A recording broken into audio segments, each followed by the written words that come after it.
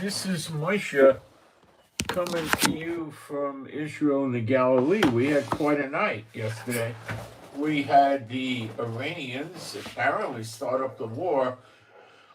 A South Korean, a civilian vessel was attacked, either missile or drone. An American warship was fired on. I don't believe it was damaged.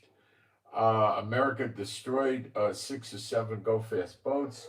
A UAE oil facility was hit by drone and/or missiles and is on fire, and a UAE ship was hit. And boy, it we're trying to figure out if the war's back. It sure looks like it is.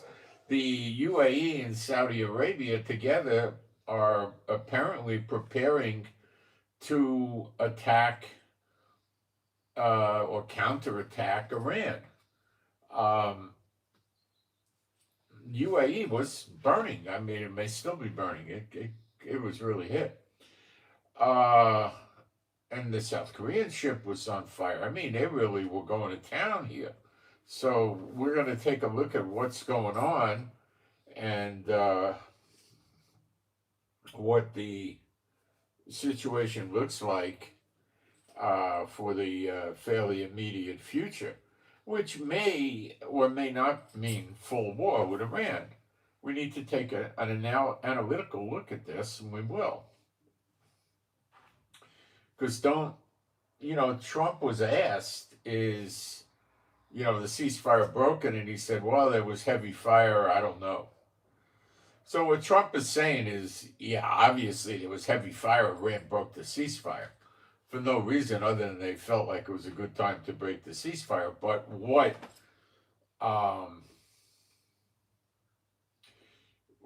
does America want to come right out and say, well, Iran broke the ceasefire, go, bombs away? Or does America want to make believe that the ceasefire is still holding, which is rather silly at this point? Bahrain declared an emergency. Kuwait declared an emergency. Qatar declared an emergency. Oman even declared an emergency. Now, it might not be just the UAE and Saudi Arabia that are going to hit Iran. It may be Qatar. Do I think Kuwait and Bahrain will join in, or Oman? No. No. Would Jordan? Unlikely. Possible, but unlikely. Uh, the key players here would be Saudi and UAE up front, with a possibility of Qatar. That's about it. Uh, Oman and Kuwait don't have much to fight with. I mean, they could put a few planes in the air and drop some bombs, if they got American and Israeli support and intel and stuff like that, which they'll have, you know. There were 21 refueling tankers up in the air after this, but nothing seemed to come of it. So Trump, I think, quieted it down. I will discuss what Trump's motives would be. You got to listen to the whole thing because it's a lot deeper than, Trump wants to be a crybaby and not get into a war. No, no, no. It's got a lot of logic in another area there. Okay. I'm going to go to the live stream and put a post up real quick. Not much time required for that. People are coming in. That's good. We'll check sound. Okay, we got sound and picture. Thank you, moderators. Let me get my post going. That's going to take probably seconds.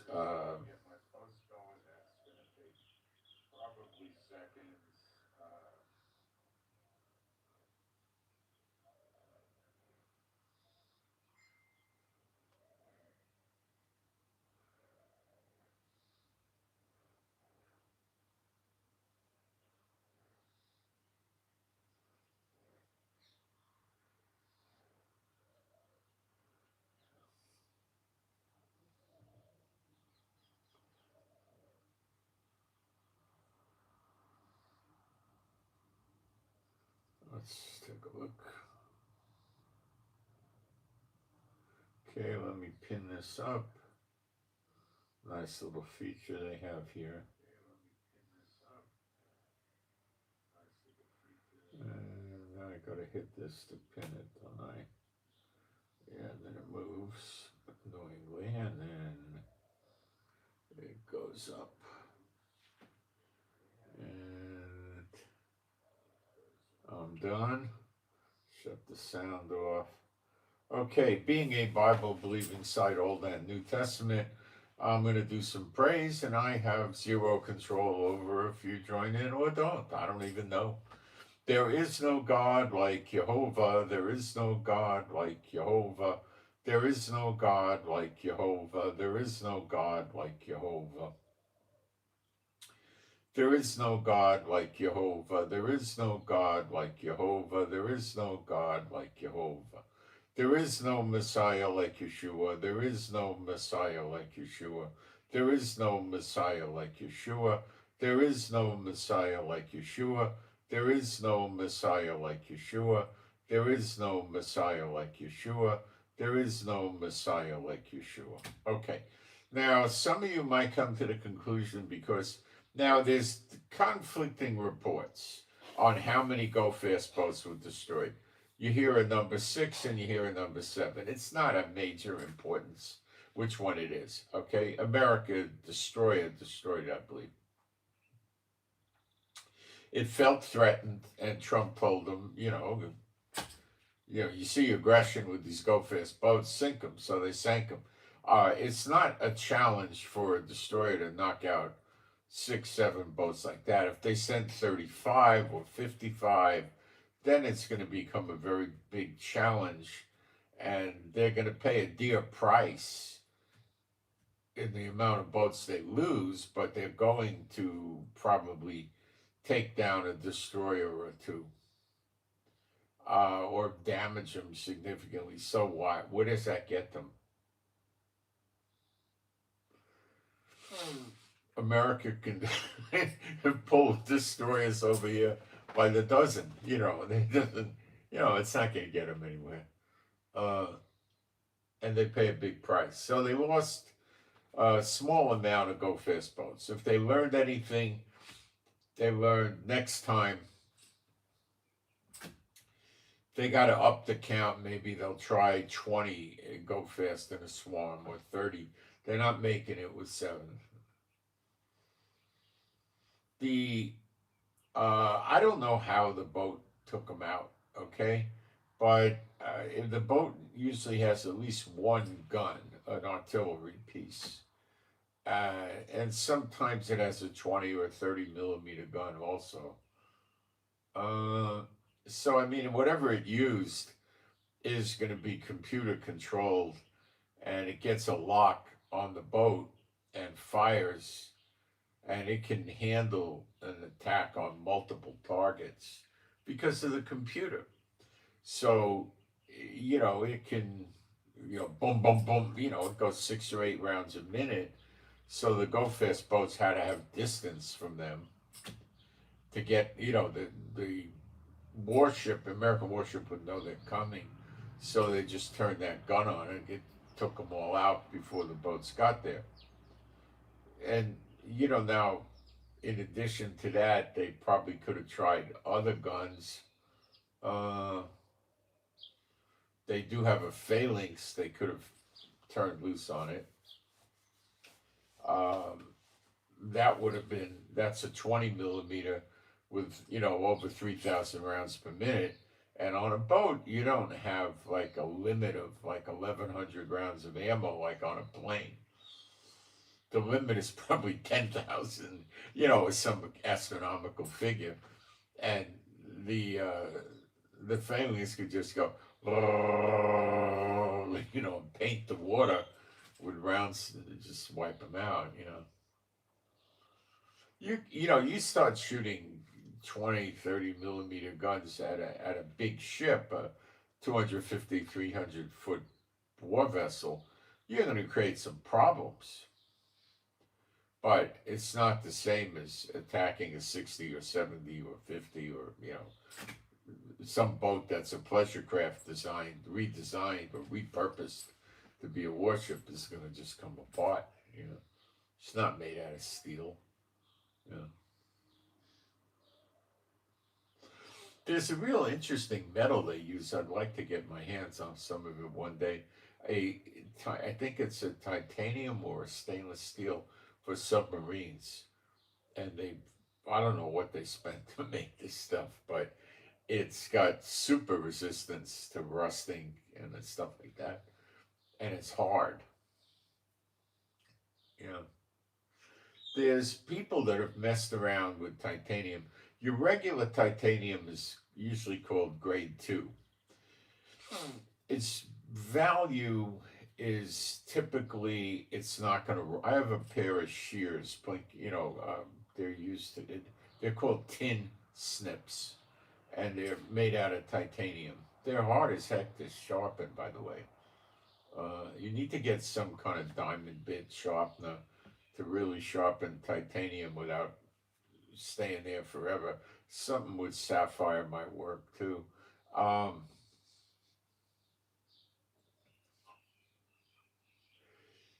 the titanium is lighter weight than steel, stainless steel, and it's very rust resilient. That's its claim to fame. Now, when you get to grade 5 titanium, is it still light? Yes. Is it still super resilient to rust? Yes. But what else? Oh, it's something like 2 or 3 times stronger than stainless steel. So, in other words, stainless steel has uh, it dents. Okay. There's another factor that I haven't seen them use on ships, and they may never use it because prophetic time is running out, and that's the use of carbon sheets. They're building more and more of these expensive cars with carbon. Carbon is actually stronger than the steel they use in the cars. It's actually tougher, okay? Now, I don't know how much of a stainless factor there is to the stainless steel in the cars because they spray on the inside of them what's called an undercoating, a thick paintish type product that'll stay there for 30, 40, 50 years and keeps the moisture out so the moisture has no contact with the the metal, okay? And that's on the outside too. It's an undercoat, and then they put the paint on top of that. Um, so you do see cars rust a lot. So I don't think they use a stainless steel. I think they just use a steel. Which steel? I don't know. The expensive cars now for a number of years, 10 anyway, it's getting way the heck more popular now. They're using carbon sheets, and I think they call it carbon fiber. They have them in sheets, and they put the sheets together and with a heat process, maybe something else, I don't know, and they get it to stay together, and they'll put maybe 50 layers of carbon. I don't know what they use in a Ferrari or a Lamborghini, but it could be easily 50 layers of carbon or less or more. I don't know. And they bond it together so it becomes like one piece of carbon, and it's incredibly hard. But it's not a shock absorber. Let me explain. The steel bends. Somebody drives into your door, the door moves in, it bends, it absorbs the impact, right? When you're driving your car and you get hit in the front with the hoods buckle and absorb the impact, right? Now they put bars in there to make sure the motor doesn't get shoved inside the passenger compartment like used to be the case back, I don't know, probably in the 50s still, even in the 60s maybe, I don't know. We just have a problem with that.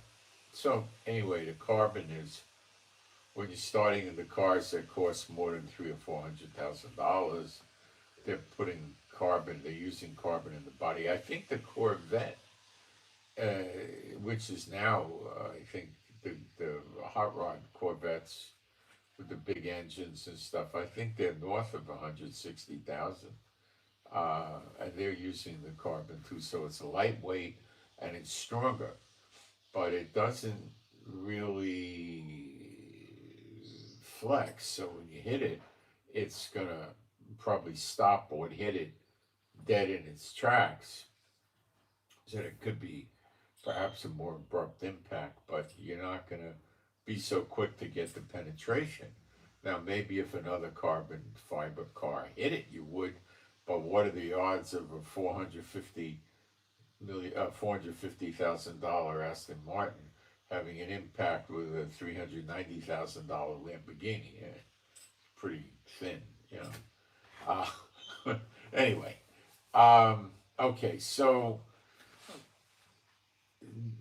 I don't think what happened was the Go Fast boats got destroyed and then Iran's retaliating. That's not the case. This is too broad. Okay, Iran announced yesterday they're closing the Straits of Hormuz again. They also told the Americans that they better not enter the Straits of Hormuz. If they do, doom and gloom. Trump said that if you injure, he didn't say fire upon, but I don't think he selected his words that carefully. If you injure an American ship, a warship, and he said words to the effect of Iran's going down memory lane right then and there. Okay, Trump is rather protective of the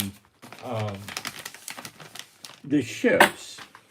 He's not of the American soldiers. He's not very interested in seeing them get killed or get wounded or injured. He's pretty protective about that. I mean, somebody might say, well, surprisingly or whatever. I don't know if you want to say surprisingly. I'm not going to say surprisingly, but he definitely is very protective of the American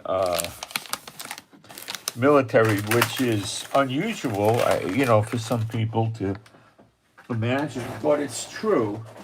He is not, he doesn't want to see them get hurt.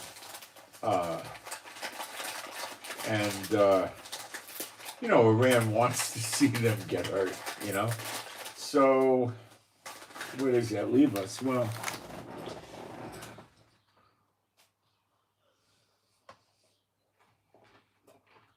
Iran broke Trump's warning. And I'm sure Trump didn't say or mean, if you fire on American ships and don't hurt them because you can't hit them, I'm not going to get mad. That's okay. You could do that. But if you hit one of our ships, I'm going to kill you. Well, he firing at the ships is bad. So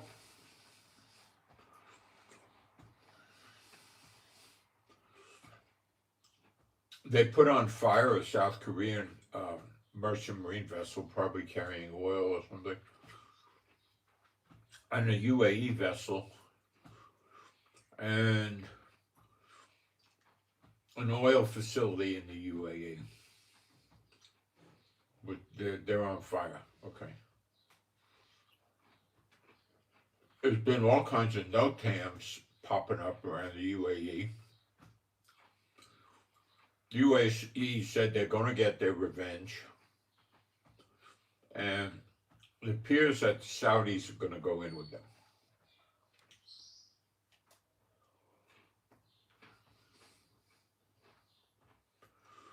Now, I don't think Oman will.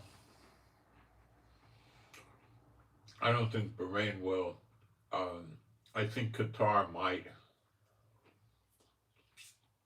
Kuwait, maybe. I give it a thin maybe. maybe. Um, Jordan, not yet. Now, that being said, what the UAE is trying to do is build a coalition of other Arab states. Now, the UAE had a very high takedown of these attacks. It was like a dozen missiles, a bunch of drones and stuff, using the Israeli Iron Dome. We're very grateful to the Israelis for that. They said they had a lot of allies who said before this went down that they were going to help the UAE, and they didn't. And then the UAE said, but look, Israel helped us with meaningful help too. So, they're saying, well, now, we're going to be, they're going to be good buddies with Israel and that kind of thing, right? Israel doesn't need to be buddies with people squatting on their land, but it looks like Netanyahu is going to throw us through a season of that.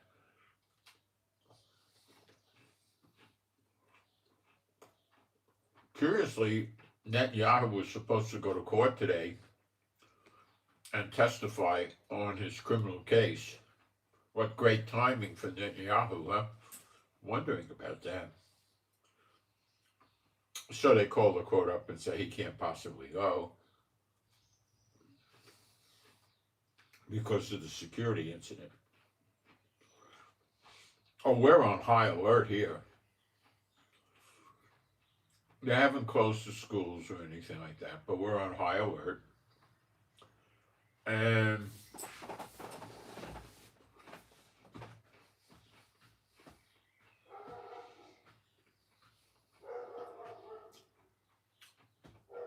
we're moving aircraft around. Ben Gurion is on high alert.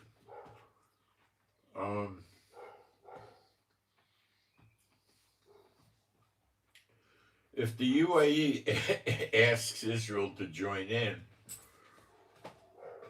what do I think will happen? Well, with Netanyahu having to play footsies with the Supreme Court and his court case, I think Netanyahu will say, I'm in, but he has to check with Trump.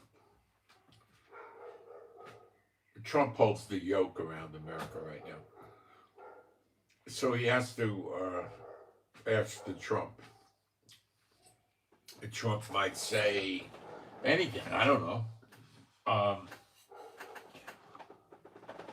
I have a feeling Trump's not going to stop the UAE and Saudi if they want to go in. I don't think he's going to stop them. I think he'll stop Netanyahu. But what Israel is talking about doing is going in and just striking their missile facilities, the missile cities again. Well, we did that for weeks, and where did we get with it? Nowhere. They had so many of them. The word we're getting is that they've repaired the missile cities that we hit. This ceasefire thing was highly probably caused by the fact that these missile cities that they have in Iran, they have so many, and they launch missiles from them, and they're so fortified, built into mountains, where you got hundreds and hundreds of meters of rock and dirt over you. You can't get through them. So Israel was probably using the bombs that we use on tunnels, entrances for the tunnels. It looks like styrofoam, but it's hard as concrete. And the bomb kind of just expands until it hits the walls of the tunnel entrance, I believe. And it just like fills it with a concrete substance that's very hard. So, I mean, if you want to get through it, you have to blast through it or get jackhammers all day and night, blah, blah, blah, blah, blah, You'd have to hammer your way through it. Now there's going to be variance. How many feet into the tunnel entrance does it go?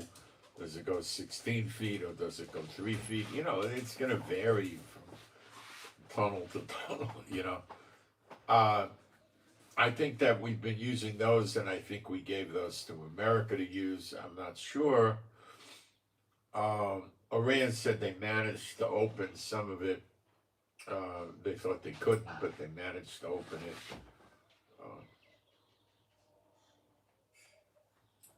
They could open it by blasting.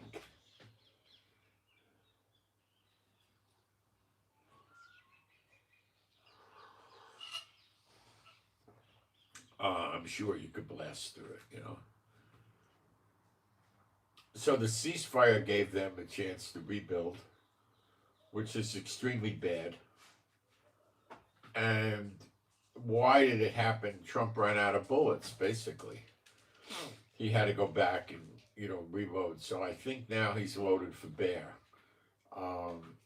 He's, you know, super loaded with ammo, you know.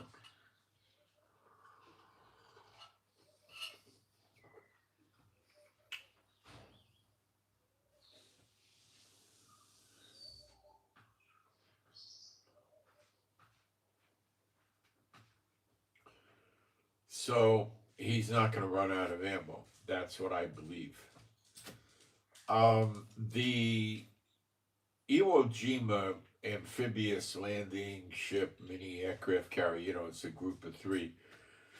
It's not coming to the Middle East. What Trump's done is he's parked it by Venezuela. Okay? And I don't think it's going anywhere. I don't think he wants to see the Venezuela oil get hit by Iran somehow. So they're out there.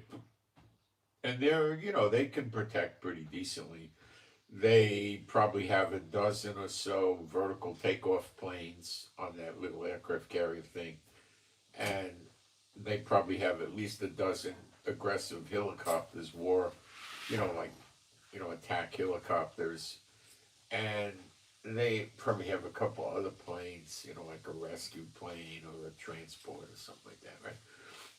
And they got the 2 other ships there, so they can be aggressive.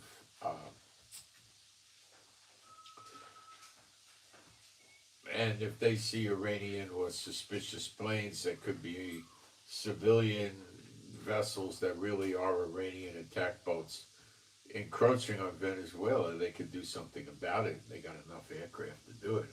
I mean, they're not going to encounter a fleet of 40, you know, Iranian vessels that's going to overwhelm them. That's not going to happen. I think the max Iran would ever come up with is 2 or 3. And, you know, you send a pair of aircraft up in the air and they could take 2 or 3 out, you know. They could also put coordinates into the ship, and I'm sure the ship has, or between the 3 ships, has some missile launch capability for ship to ship, so that's another thing they could do. You know, a civilian vessel, Iran takes a civilian vessel like a cargo ship and repurposes it to launch missiles out of the containers or put drones on like a runway on the deck and launch them. Even the attack helicopters could destroy ships like that. It depends how far away the attack helicopters are from the ship for feasibility, you know. A jet wouldn't have any problems going 300 miles each direction, attacking and coming home.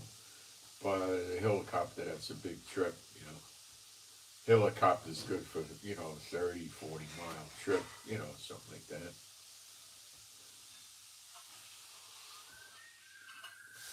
It carries light rockets, but a lot of them, it might have 24 or 48 of them.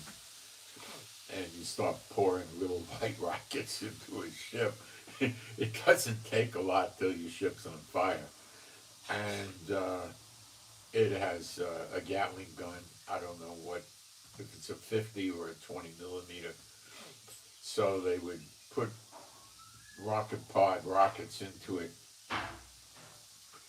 and hit it with their Gatling gun or their, you know, which is usually hanging off the front, And it's going to be one of those 3,000 round minute things, and they probably don't have more than 1,000 rounds. But if you're dealing with a ship that's 500-600 feet, and you put 80 or 90 rounds in the ship, chances are quite high you're going to have a good fire going in the ship.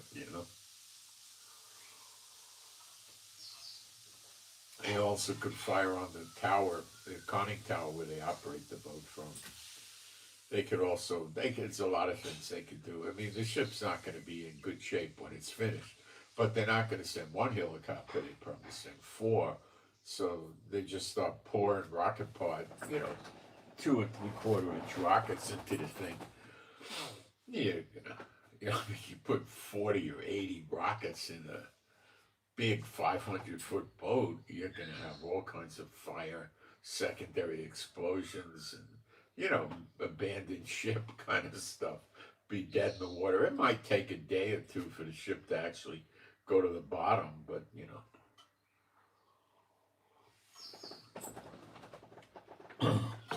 So I think he's protecting Venezuela for the oil. Okay.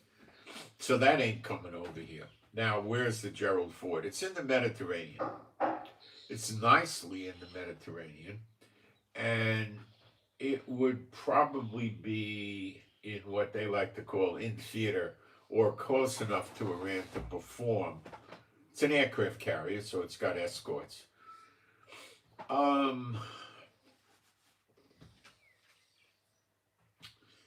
It's got at least 2 days to go. And then it could probably be close enough to launch fighter jets that would have to hook up with refueling tankers to get to Iran. In 3 days, that would become a lot more feasible, because I think it would be near Israel. And that might be its destination. I don't get the impression that they're running it in a direction where it's going to go under the bottom of Africa and come out. I believe if it's going to go hook up with the Abraham Lincoln and the Tripoli and the George Bush carriers in the Indian Ocean, not that far from Iran,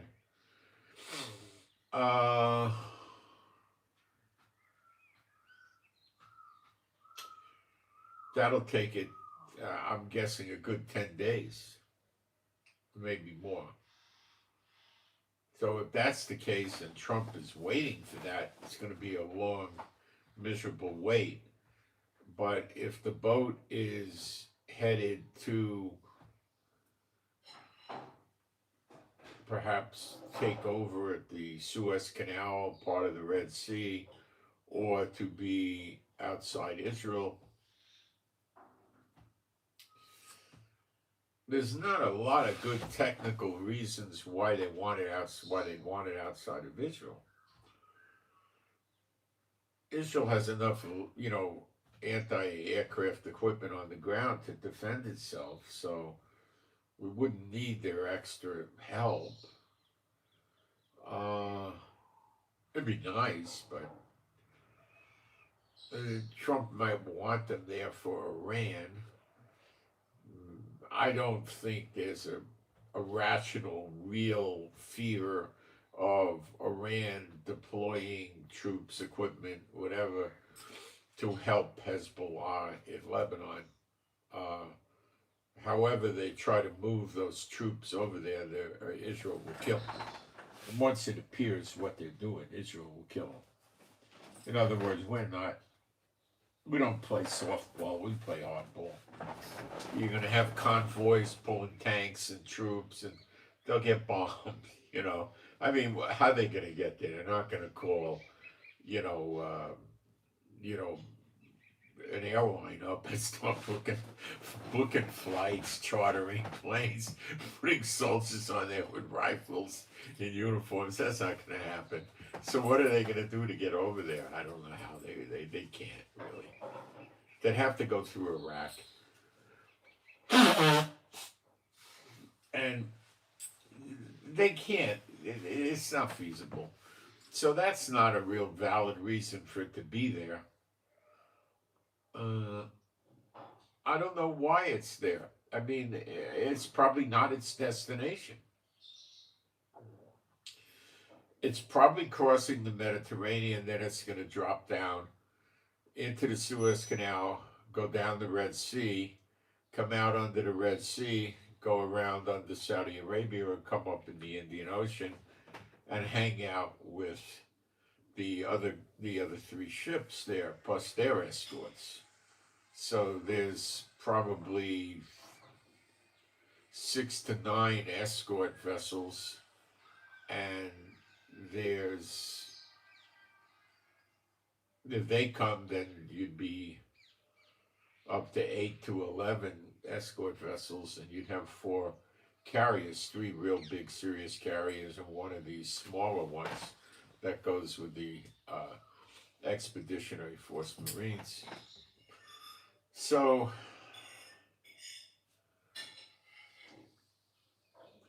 Israel's intention, if we're going to go at Iran, is to knock out their missiles. See, now let's talk about the intelligence of what Trump is doing. Putting the blockade on Iran in the long run or the short run has got to work. The only variance about will it work is how long it's going to take. Okay?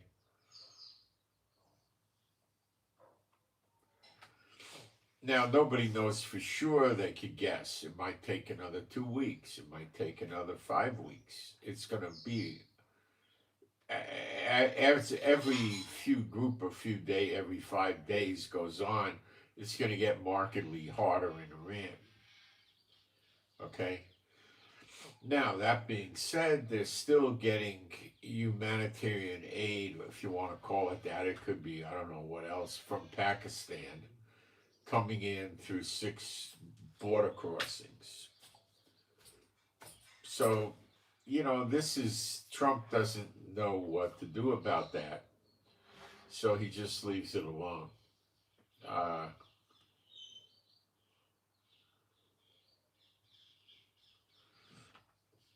But that could be cut off if need be.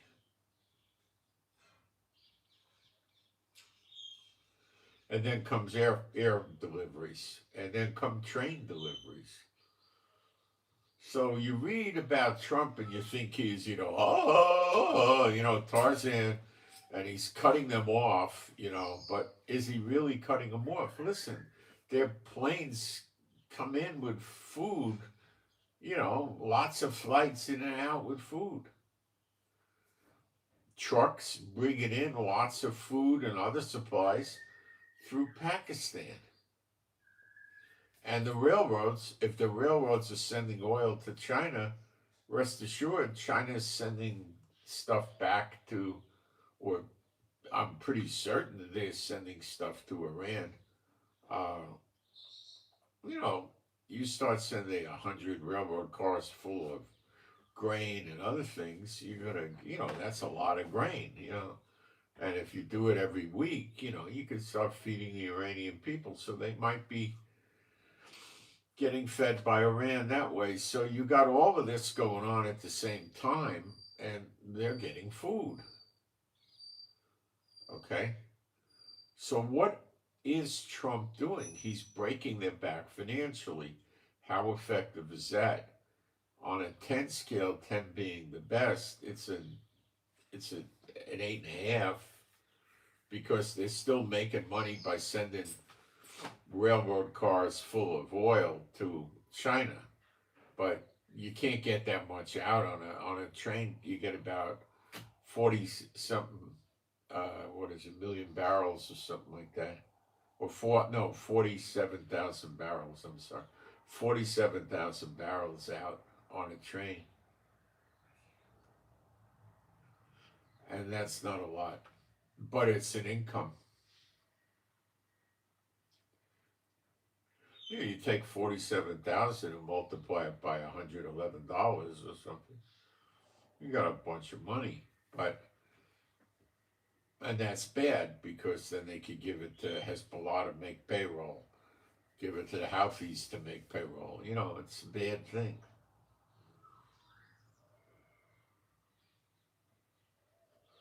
It's not a good thing.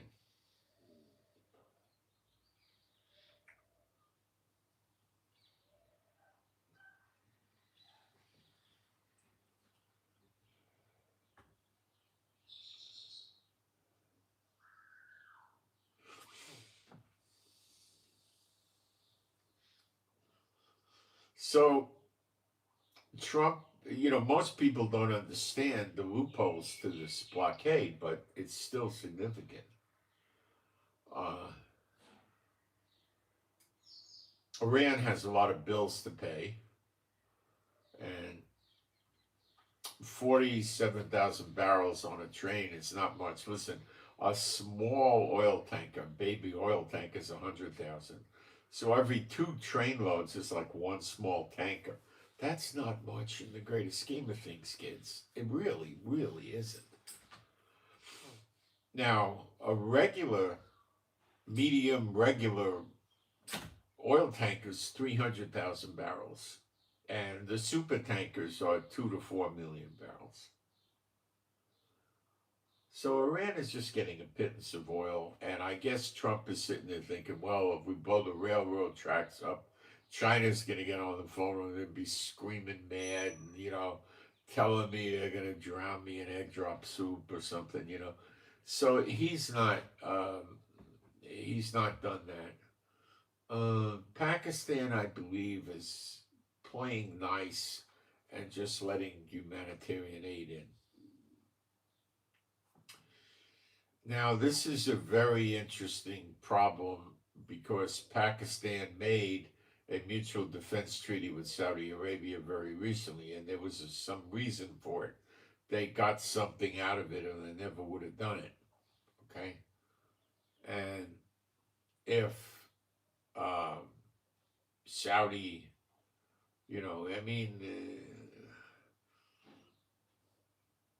if Saudi and the UAE do start attacking Iran's going to be attacking Saudi voraciously, and then Pakistan's going to have to get in the fight, which is another Muslim majority country. They can fight.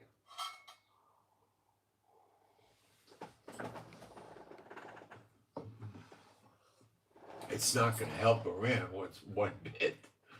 Okay? Now, I don't know what the Taliban's going to do. They don't get along with Pakistan. They might offer to help Iran, but they don't get along with Iran either. Who do they get along with? I don't know. I really don't know who the Taliban get along with. I don't know. You got me. I don't know. They might help Iran. I don't know. I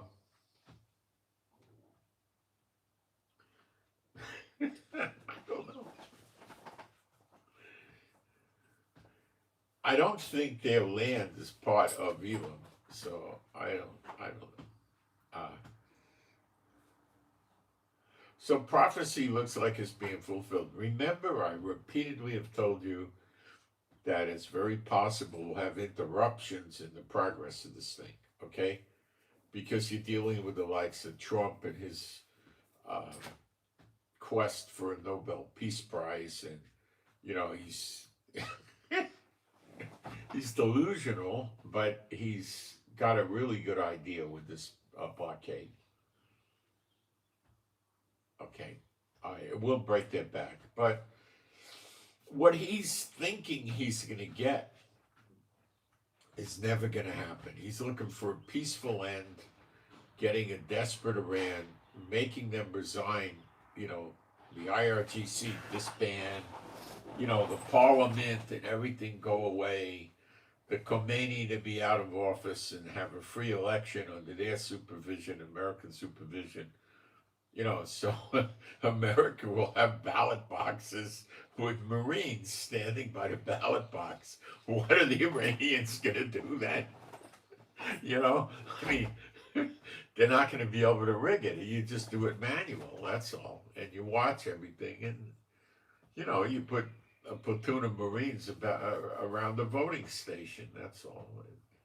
With sandbags, they can hide behind the sandbags, got squat machine guns. They got communications for fairly immediate helicopter support, like 1 or 2 minutes. So all they got to do is fight off the adversaries for a minute or two, and then they'll have 2 helicopters there spraying bullets like crazy and shooting rockets at the end. You know.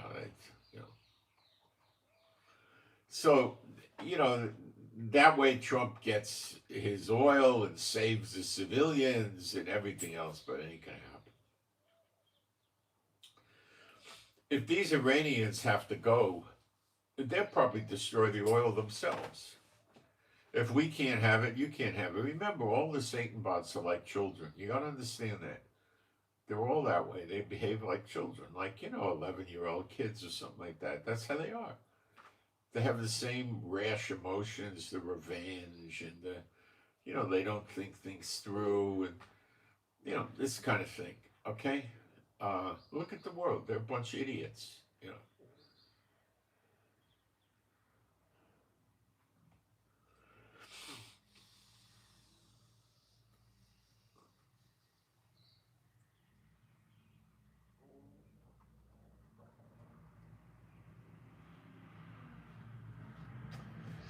So we wait and see what happens, and I think the see what happens is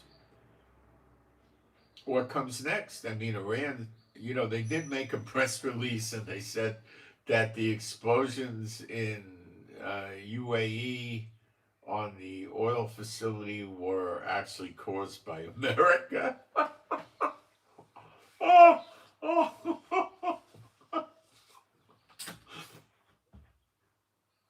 Yes, so they've got America attacking the UAE. they're, they're out to lunch. Who's going to believe that?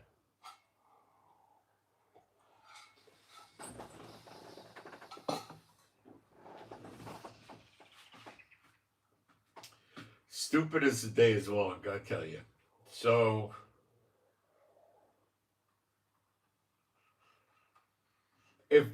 this is the bad news.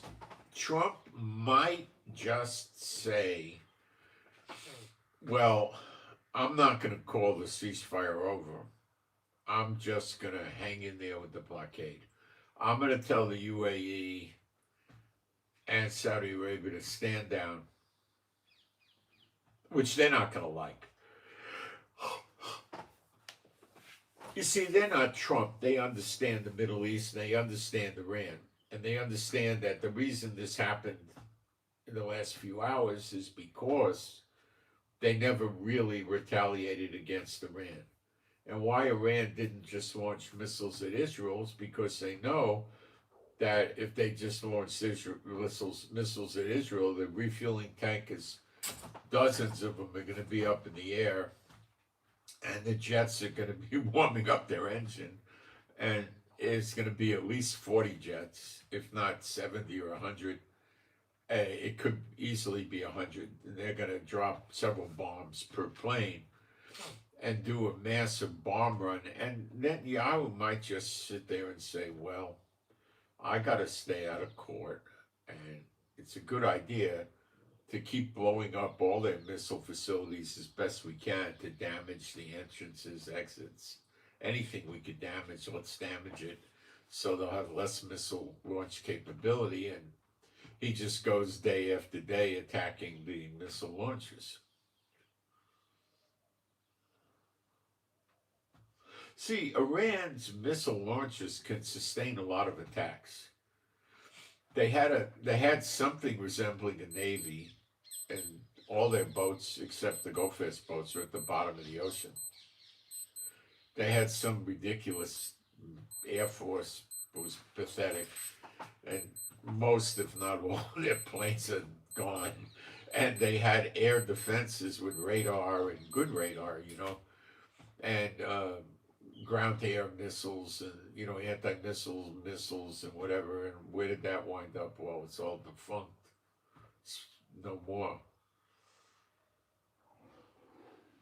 The only thing they got left is offensive missiles and drones. They don't have any defenses except to go in their fortified locations. So Trump and Netanyahu went around blowing up all their real estate. Did that stop Iran? No. You see, Netanyahu is poison, and he's convinced the people that the answer to war is blowing up the real estate and targeted assassination, and that doesn't work. It keeps your enemies alive and in place to attack you again another day, which is obviously, to me, his motive, although he'll tell you that the attitude of the nations of the world force him to be like this. I think he chooses to be like this. That's my opinion. Uh, it doesn't lead to an end. Now, attacking, and Iran is a case in point. America did 13,000 bombs. Israel did 10,000, 23,000 bombs. You know how much destruction in real estate that equates to? It's huge. It's huge. Okay? And here they are, still attacking.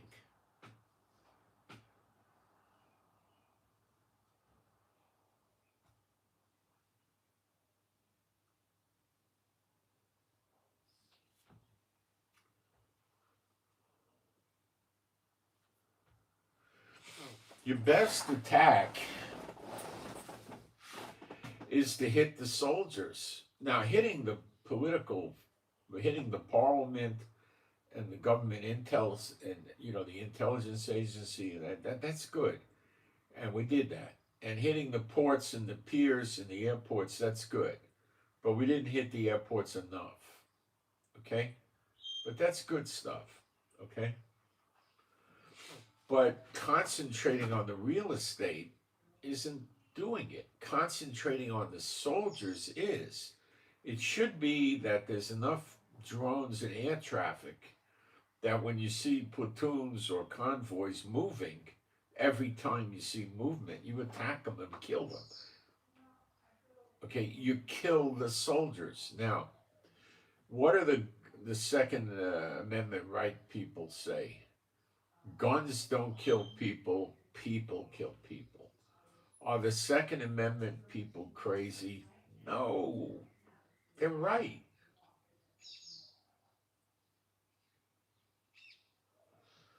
How could that be right and not blowing up the people that pull the trigger on the weapons is I mean, it's incorrect. You got to do that.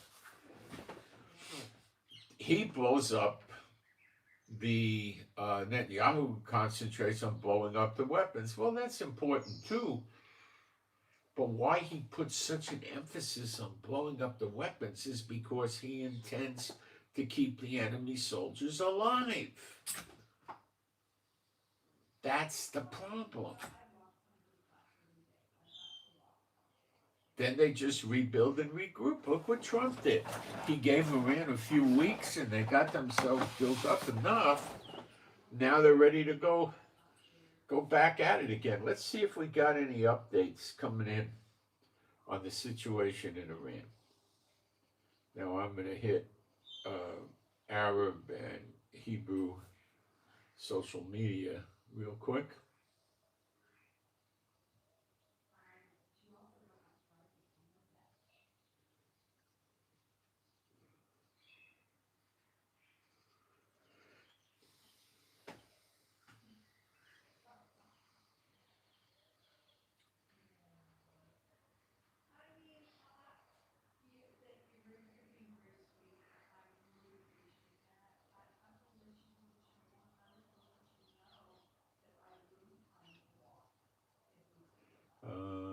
Let's see.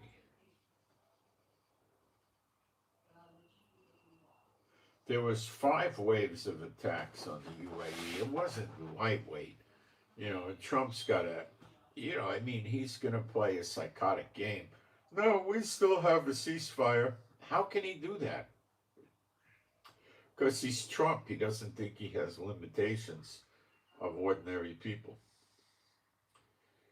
If that's not breaking the ceasefire, what the heck is? I mean,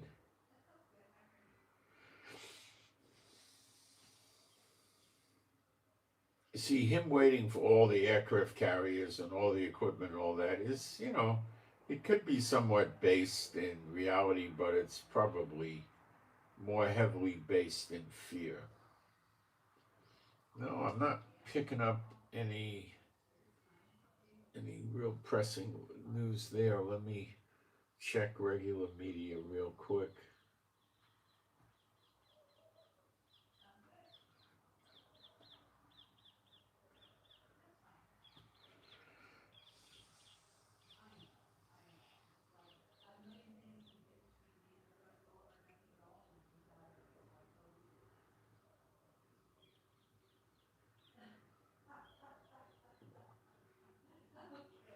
Bahrain also did a state of emergency with the UAE. Let me see what Times of Israel's telling us.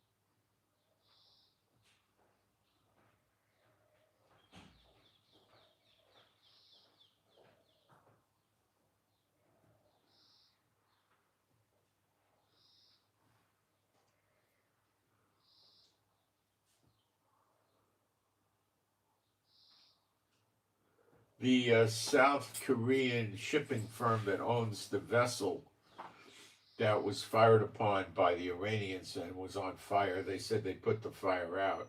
Well, that would mean that the ship's not going to sink. I mean, I would expect it not to sink, okay? But it would also mean it's going to get towed, likely going to get towed into some port because it was on fire for some hours, and that means the ship's not safe to be navigating, so it'll get towed someplace for repairs, I imagine.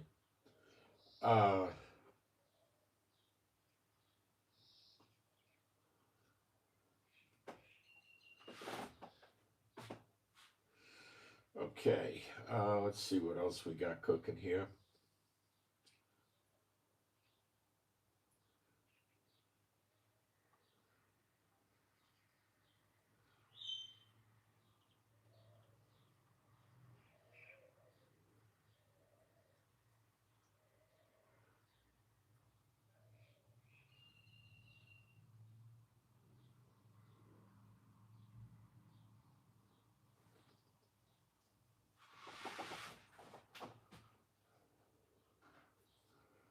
Okay.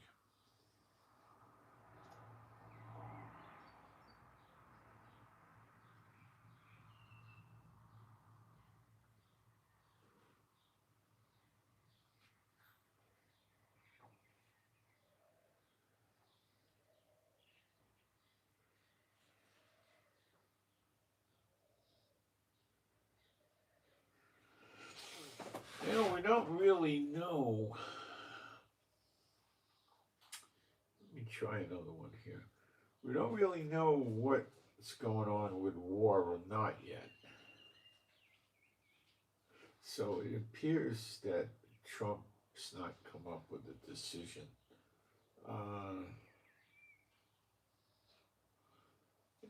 It appears that Trump is probably going to have a meeting with CENTCOM, the Pentagon, and all the guys in the military, and try to figure out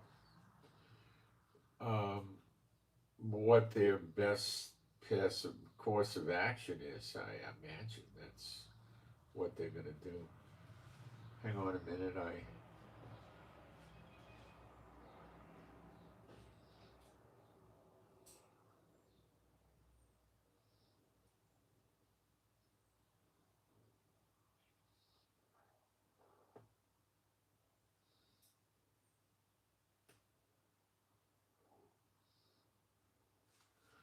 there's some guy trying to sell me something.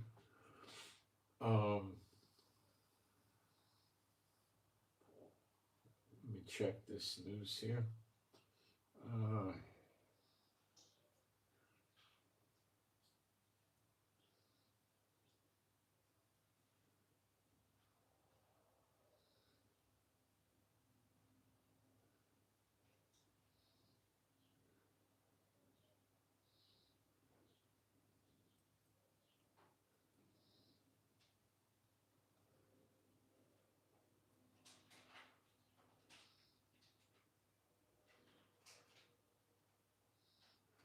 oh, that's not helpful. I don't think very many people really know what is actually going to go down. Uh, you, yeah, I don't think they know. It's very difficult for me to even. I can't figure it out yet. I don't know what Trump's going to come up with. He's got to do something.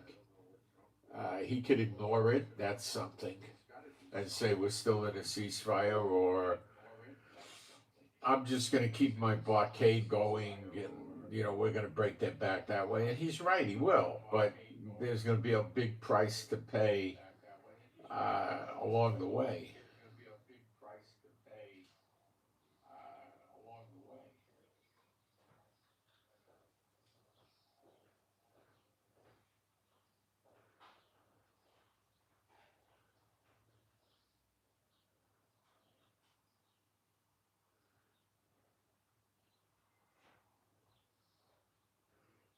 Reading the comments.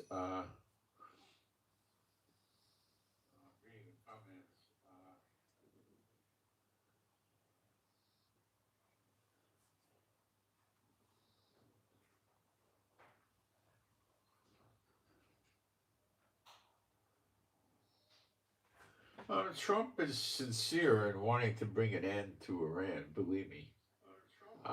He's not kidding. Uh, he wants their oil. That's his problem. He's not going to get it, and he thinks he is, and he's compromised because of that. The worst part of this analysis is that he might be waiting for the Gerald Ford, I think, coming across the Mediterranean. And if it's going to go through the Red Sea and everything, it could be 2 weeks till it gets in theater, or 10 days. I'd say 10 days anyway. Couldn't do it in a week. So that's a bad problem. And it's the Iranians are just going to keep getting worse. They're not going to get better. Oh, there's some prayer requests. I apologize. I had one from yesterday. I overlooked. I hate when I do that. I'm sorry. Please forgive me. B'Shem Yeshua Mashiach. Okay. All right. So this is for HB, Hotel Bravo HB. I want to pray for healing and salvation for HB. I'm going. Okay. Mommy and Beulah are both inside. Beulah's shut in my bedroom. Okay. All right, I got it. Thanks. Okay, next one is JB. Juliet Bravo. JB, Juliet Bravo, or Jack Bravo, whatever. The prayer for JB is that JB has a good outcome with a court case. JB has a good outcome with a court case is the prayer. Next one is for TB, Tango Bravo. TB, Tango Bravo. Prayer request is to get an all-around good job and healing. So TB, Tango Bravo, get an all-around good job and also healing. Okay. Next is for JG, Jack Girl. Easy. We'll make our own code there. JG healing for a shoulder. JG shoulder healing. I already prayed, so you can pray. So JG healing for a shoulder. Okay? And you can agree with all the others that are believers praying for this too. That would make it more potent. You can just do that. Okay? All right. The other problem Trump has on his head right now is that Iran is attacking merchant marine vessels also, which is making, his escort plan, which is on the second day now, looking weak, or actually a failure, because ships are getting hit. So he can't enforce that. That's another pressure. He's trying to figure out what to do, believe me. But he's not asking God, so it's futile. He's asking man, you know? Or unclean spirits, same thing, futile. Not exactly the same thing, but futile. Um,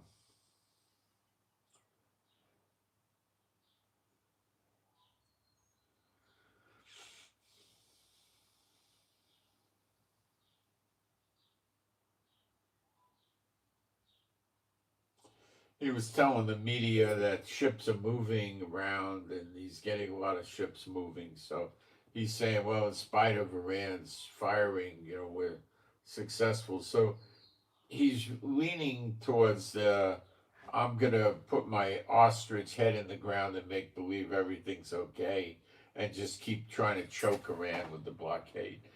I'm telling you, he doesn't understand the Middle East yet.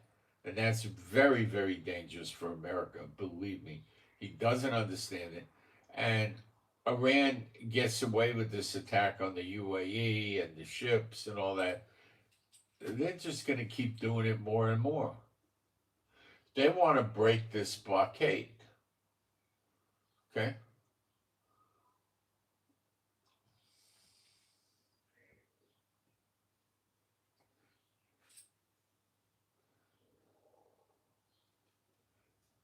The Iranians told the Americans and the world that there is no military solution for the Straits of Hormuz, and I think they proved that last night.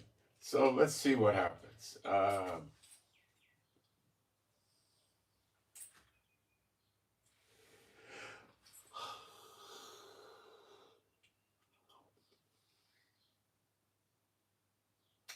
A UAE official said that he expects the U.S. Israeli attack on Iran within 24 hours. I think that Trump, his initial knee jerk was an attack, and that's why people counted 21 refueling tankers in the airspace around Iran.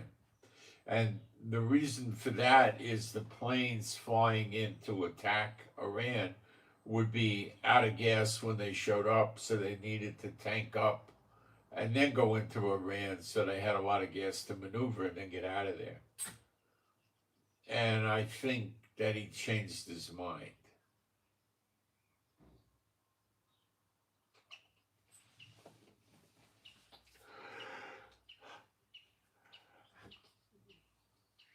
I don't have any other idea why 21 refueling tankers would be up in the air.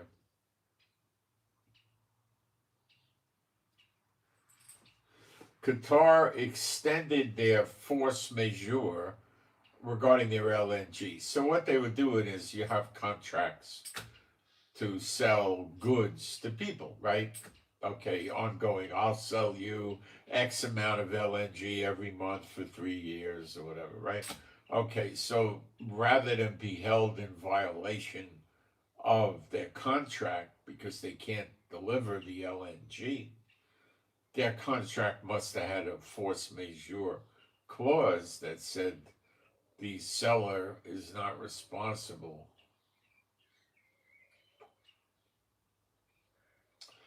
for any force majeure event. A force majeure is French for a major force. It's an act of God, is what it's really saying. Like a hurricane, like a flood, like a tsunami, or a war. Okay? So the Ford is crossing the Med. The Iwo Jima seems to be watching Venezuela. And we don't know if Trump's waiting for the Ford to get into theater. if it's going to be considered theater to be attacking from the Mediterranean with Iran with refueling tankers, it's 2 or 3 days. You know, if that's not the case, then it's longer. I think that the Iwo Jima is not completely safe in the Mediterranean, because if Iran could fire long-range missiles at Israel, uh, they could fire them at the ship, but it's a different kind of missile. The ship could be buzzing around at 15, 20 knots all the time. When you're attacking a building in Israel, it's not moving at 15, 20 knots.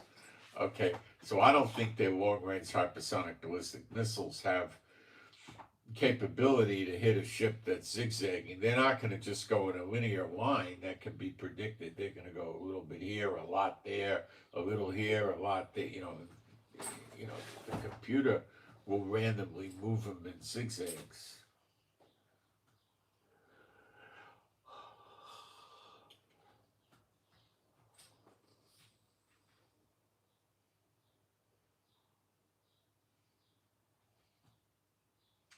So I think if the ship was 200 miles in the Mediterranean and north, maybe a little north of Israel,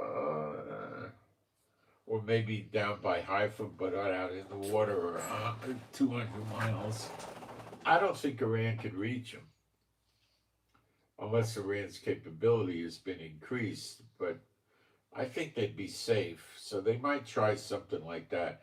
I don't think they're going to try 25 miles off the coast of Israel, but I don't know. Again, a long-range hypersonic ballistic missile is going to have, this is not suited to hit warships moving in the water. Warships going like this and, zigzagging, it's not an easy thing to hit.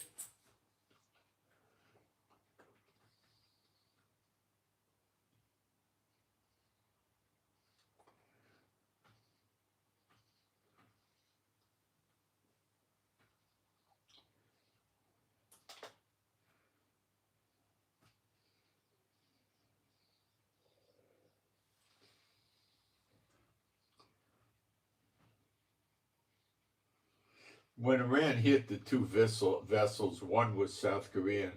I'm not sure who the other one was. It could have been the UAE ship or something else.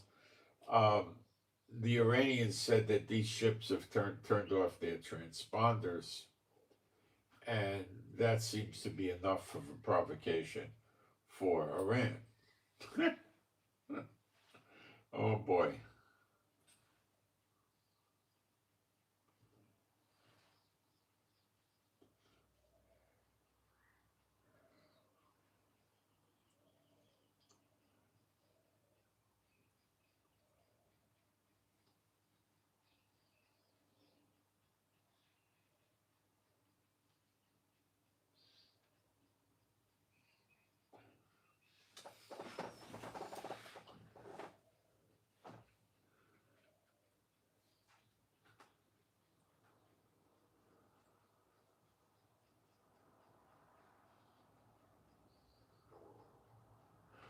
The UAE is expected to declare war on Iran, but it hasn't happened yet. Well, it's what is it now in Israel? It's 9 in the morning. It's probably maybe 11 in the UAE, and maybe 10, 11 o'clock in the morning.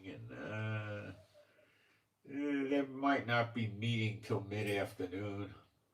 Their parliament or whatever, they're going to go through the motions to declare war. The leader of the UAE is the one that's going to call the shots. They call it Emirates or Emirates, and they got an emir. Okay, what it is the UAE is 7 Emirates. They're like states. Dubai is one of them. Okay, that's the way they do it. Okay.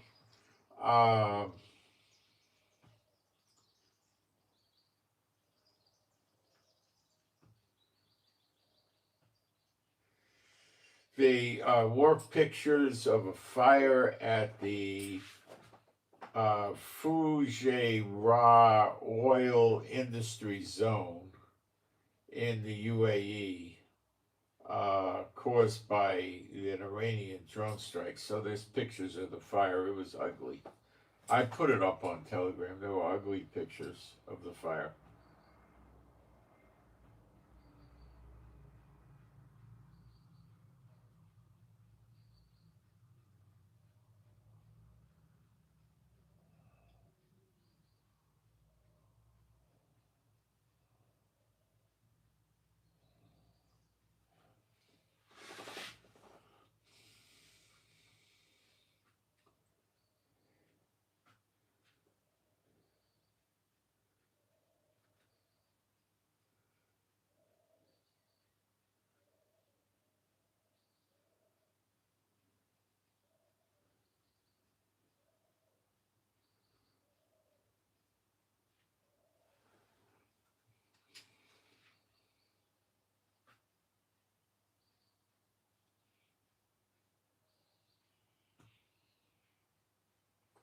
Bahrain declared a state of emergency also.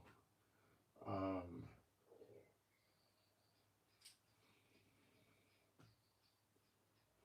the background is the latest proposal that Iran submitted to America was ridiculous again, and Trump rejected it.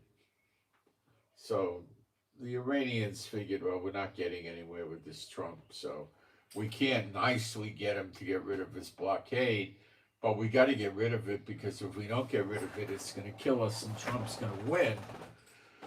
They'll kill us economically and Trump's going to win, so we got to get rid of it. So this is what they're trying to do, is get Trump to remove the blockade so they could recoup financially, and Trump is insistent on not doing that.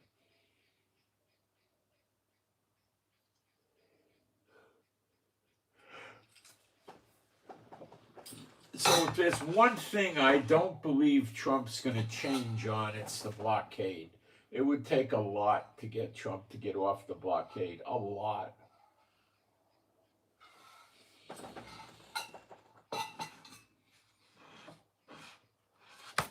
I mean, Iran would have to come up with all kinds of concessions, especially now.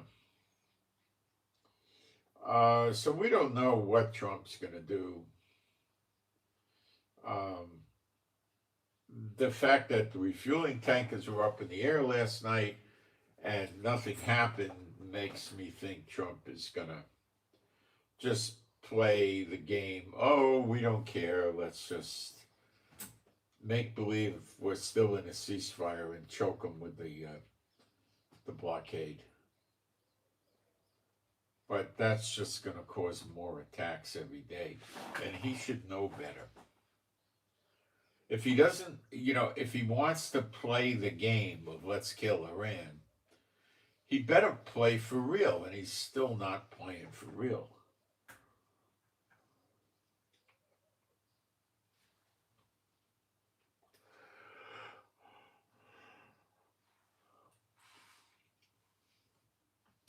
"12 ballistic missiles, 3 cruise missiles, and 4 drones is what they threw at the UAE. I would call that a serious attack, wouldn't you? You know, so we got the same Trump like Biden. We're just going to make believe that we still got a ceasefire and just keep choking them on the you know on the blockade, and this is what he's doing. This is what you got with Trump. This is what you got.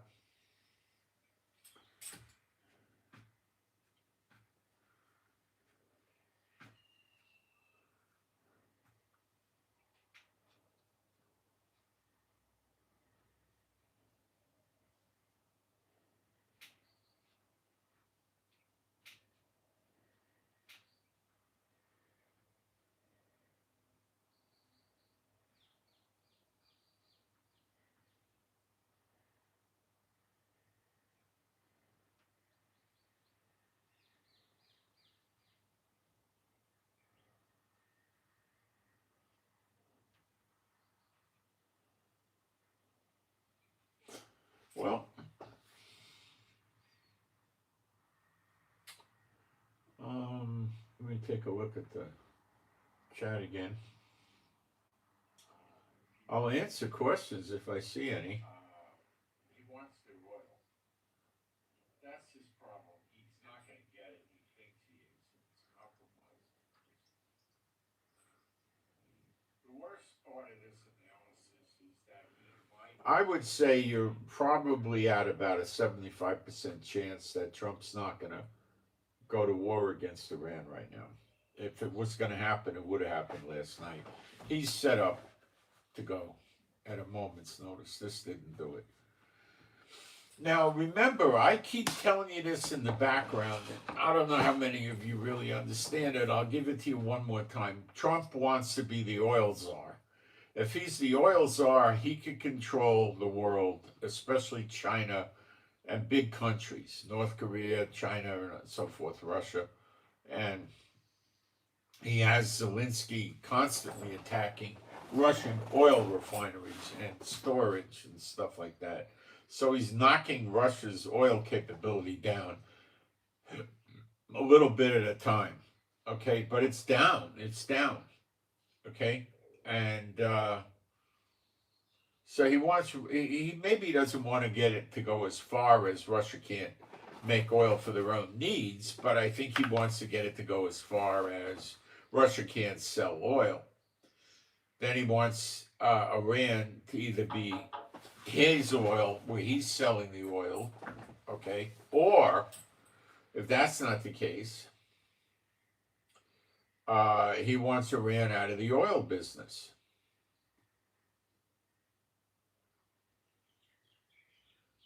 Hold on a second, my wife sent me something, I don't know what.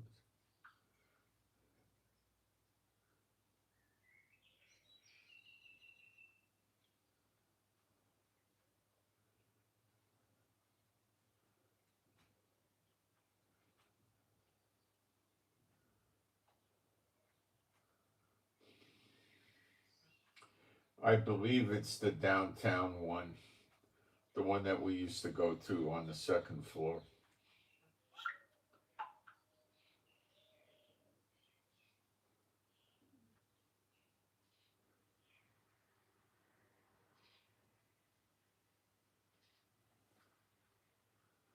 Let me see.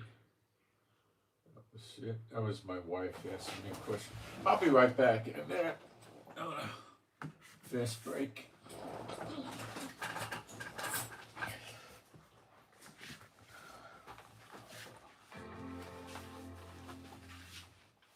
Oh, that's nothing. I'll be right back.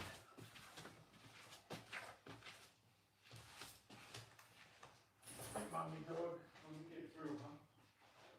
Thank you, girl. You're very helpful.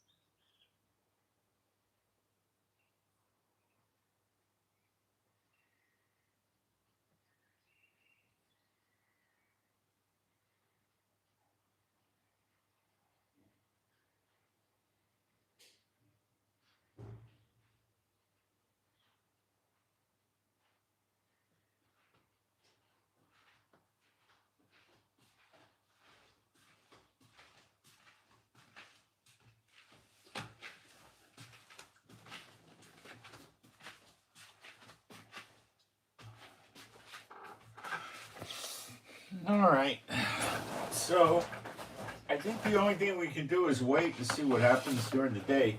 I'll be doing updates on Telegram, and if anything lights up, I'll do another live stream or two. I think we need to take a look at Ezekiel 48.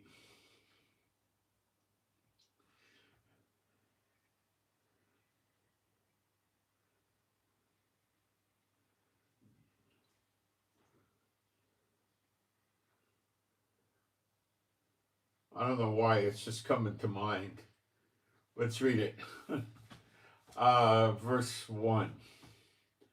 Now these are the names of the tribes from the north and to the coast of the way of Hethion, as one goeth to Hazarenan,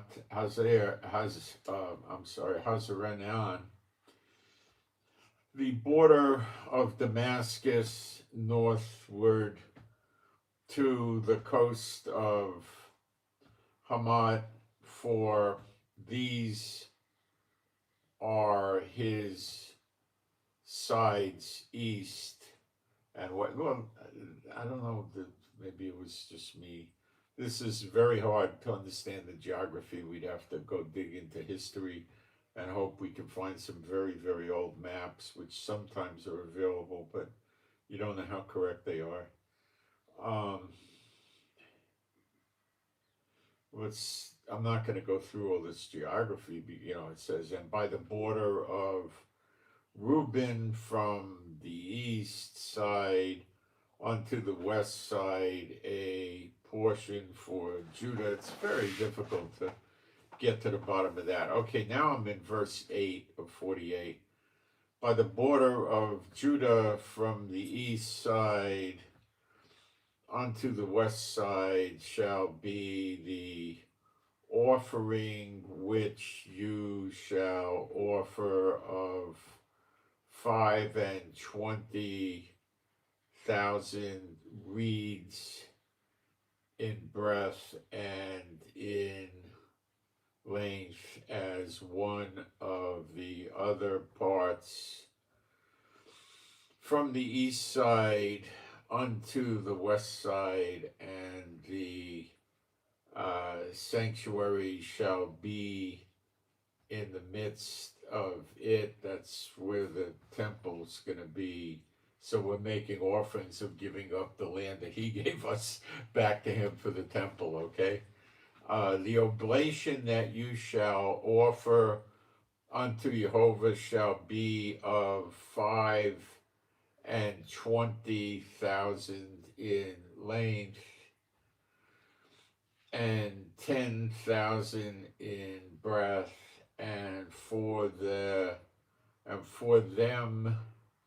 even for the priests, shall be this holy oblation. So the Kohanim will be living there. Towards the north, 25,000 in length, and towards the west, 10,000 in breadth, and towards the east, 10,000 in breadth, and towards the south, and 20,000 length, and the sanctuary of the Lord will be in the midst thereof. Okay, so the land given to the priests, the Kohanim, is not a huge amount of land, because their living comes from the Lord, from the offerings, okay? The sacrifices and offerings, not from growing the crops. Now, their houses are not going to have a lot of acreage or anything like that. They might have a garden for tulips or roses or something, but they're not going to be growing the crops, okay? They're going to be doing, paying attention to the things of the Lord pertaining to the temple and to the people, and things of that nature. It's they're going to be working for the Lord. They're not going to be out there playing farmer, okay? It shall be for the priests that are sanctified of the sons of Zadok. Now, the Zadokites. Okay, so you've got Levites, and then you have the Kohanim, the priests. All the Kohanim are Levites, but not all the Levites are Kohanim. Okay? Now, from the Kohanim come the Zadokites, but not every Kohanim is a Zadokite, but every Zadokite is a Kohanim. That's the rules of logic. Okay, let's go on. Which have kept my charge, which went not astray, when the children of Israel went astray. The Zadokites hung in there. As the Levites went astray, okay? So the Zadokites hung in there, and the Levites went astray. So the Levites are going to work in the temple area, but they'll have the lower level jobs. They'll, I guess musicians and other things. Then the Kohanim will be involved in more important work, we could say, and then the Zadokites to be the closest. They'll be the closest to the glory of God of Israel in the temple, I suppose. So can we assume that Elijah would be a Levite and a Kohanim and a Zadokite? Yes.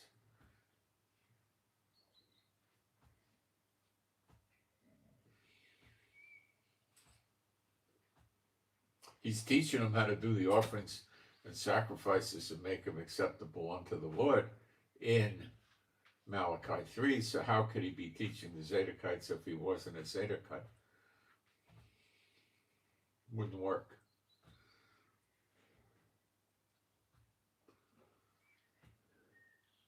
What about Enoch? Well, we don't see Enoch working in this regard. Doesn't mean he doesn't do so, but we just don't read of it, so we would be making an assumption if we went down that path, okay?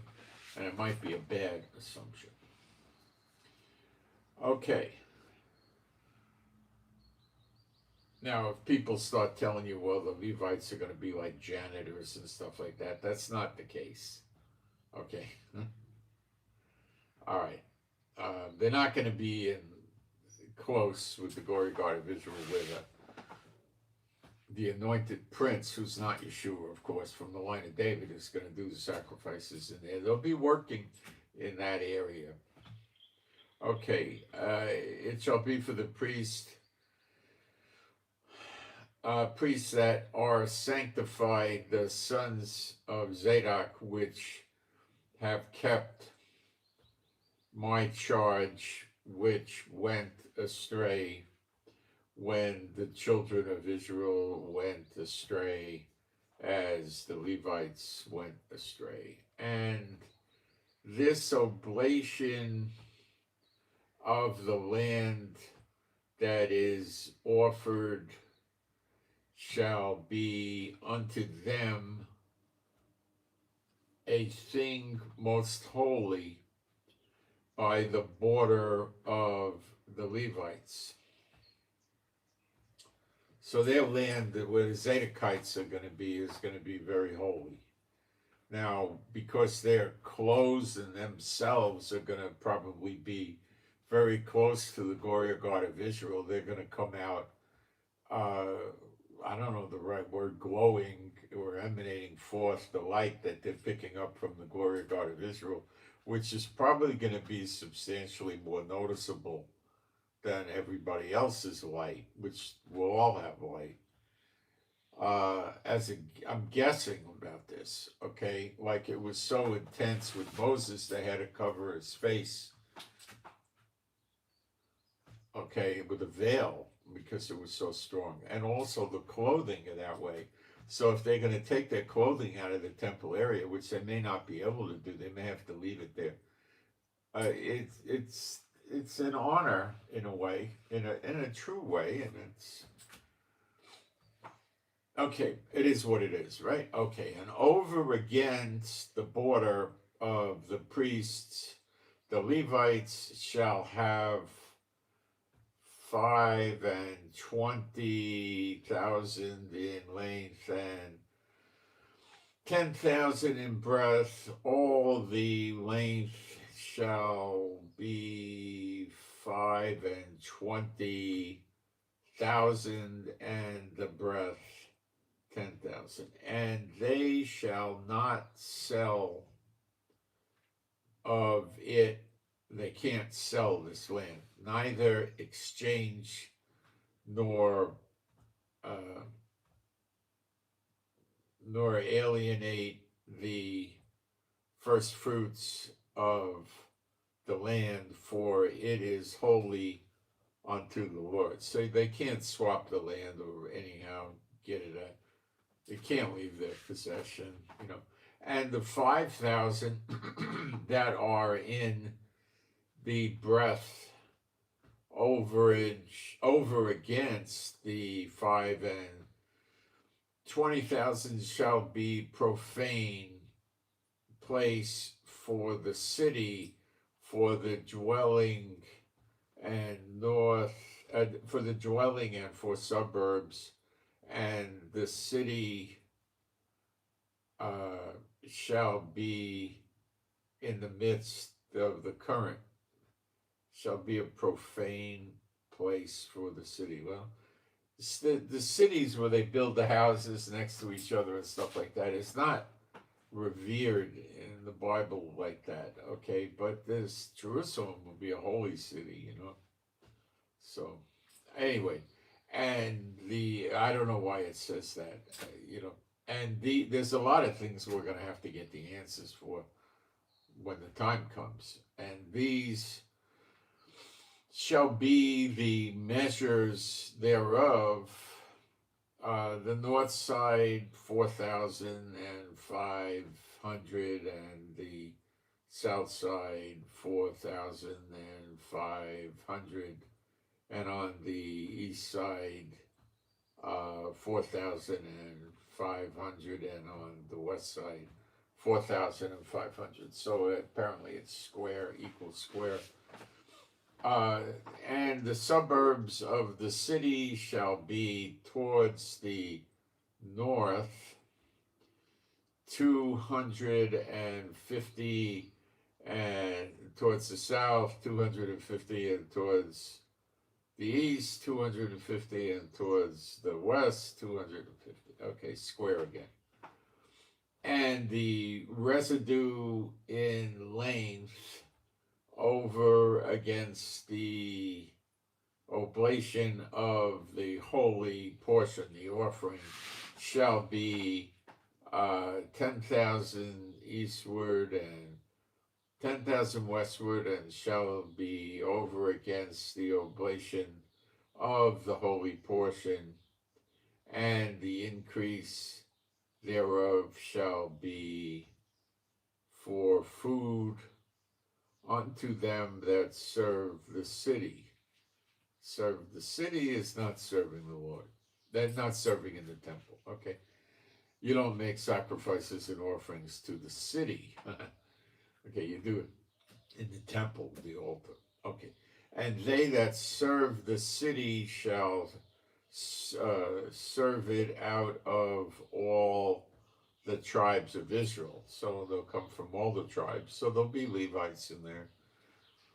All the oblation shall be 520,000 by 520,000 shall offer the holy oblation, foursquare with the possession of the city.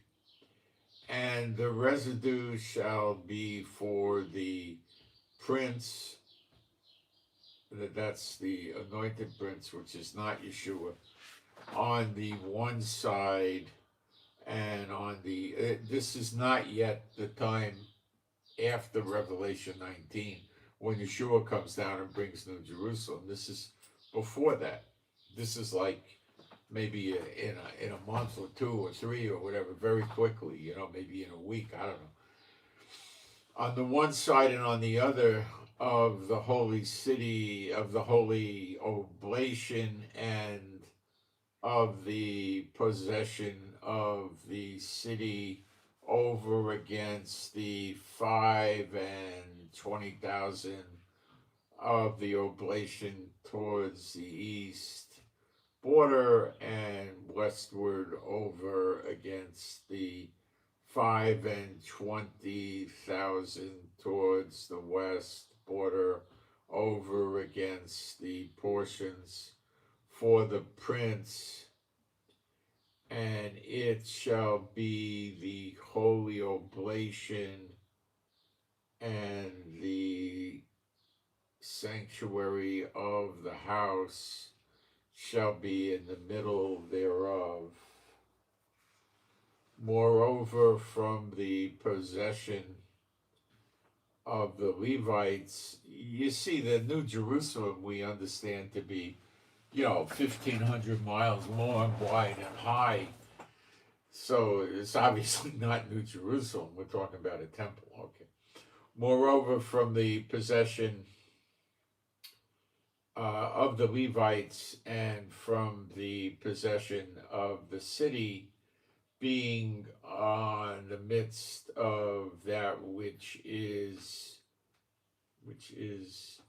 the princes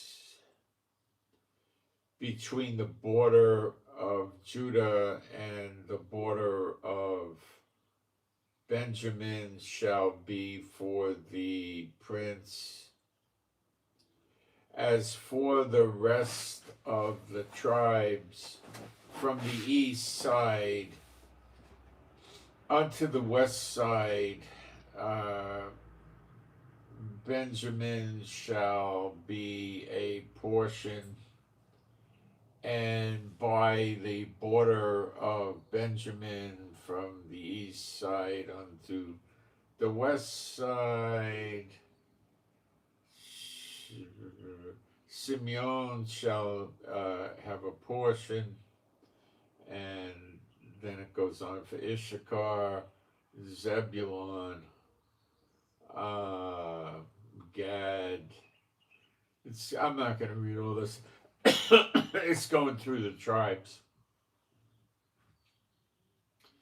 And then we're in verse 29. This is the land which you shall divide by lot unto the tribes of Israel for inheritance, and these are their portions, saith Adonai Jehovah.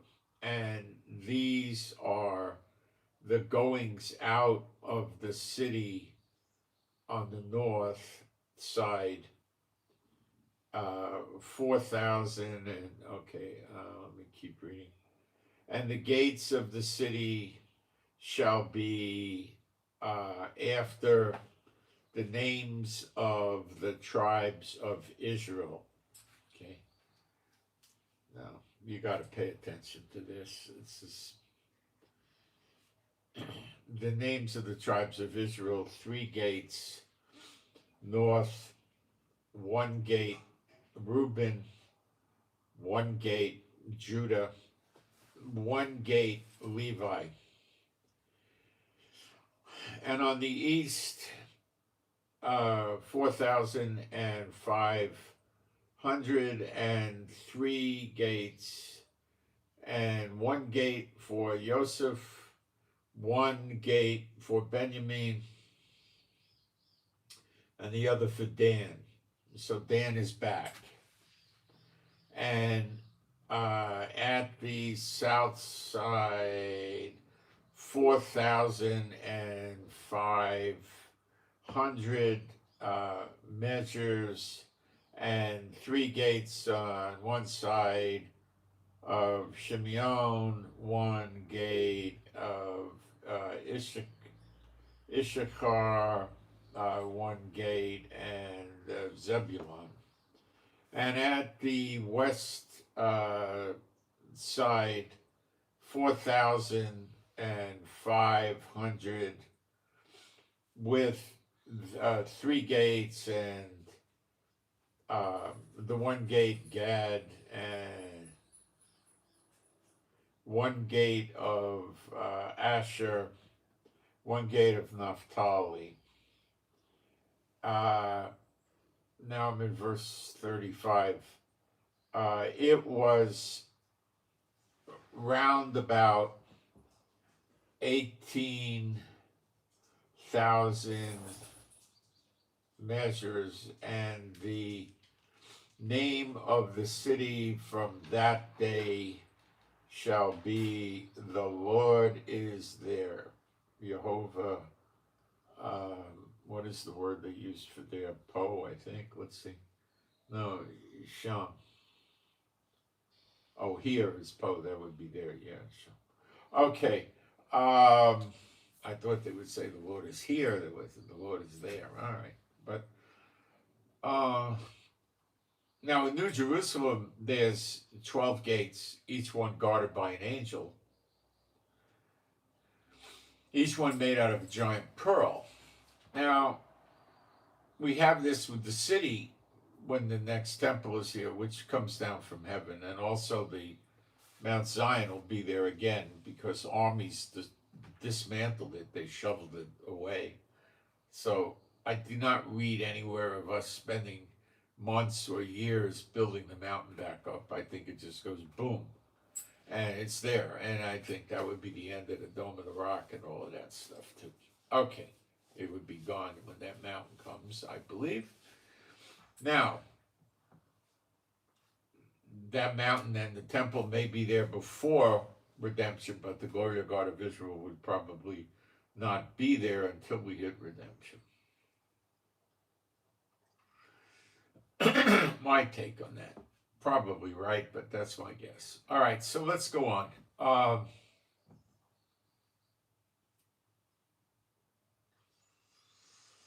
We see when this happens, all the tribes are back. They're here. Right? So that means they've come from the nations. They went in the wilderness. They passed under the rod, entered the bond of the covenant. They come into Israel. The dry bones are here. Everybody's here. Hail, hail, hail. The gang's all here, right? Okay. And what about the people that are... Now, are you going to be able to get into those gates? If you're in Asher, the tribe of Asher, are you going to go in through the gate of Gad? I don't think so. Why would it be that way if it wasn't the case? You should be going in through the gate of your tribe.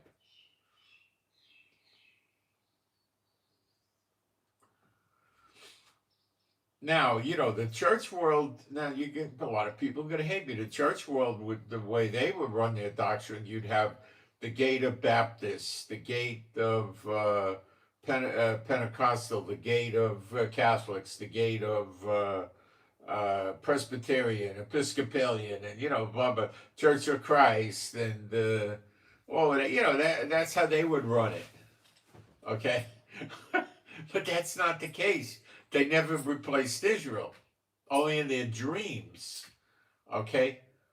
So, how do we explain what happens to believers that are not of Israel, that are in the faith? How do we deal with that? What happens with them? Well, we just go back to the previous chapter, which is 47, and we'll just drop down to the last 3 verses, which I think is 21 to 23, if I got it right. Let's see.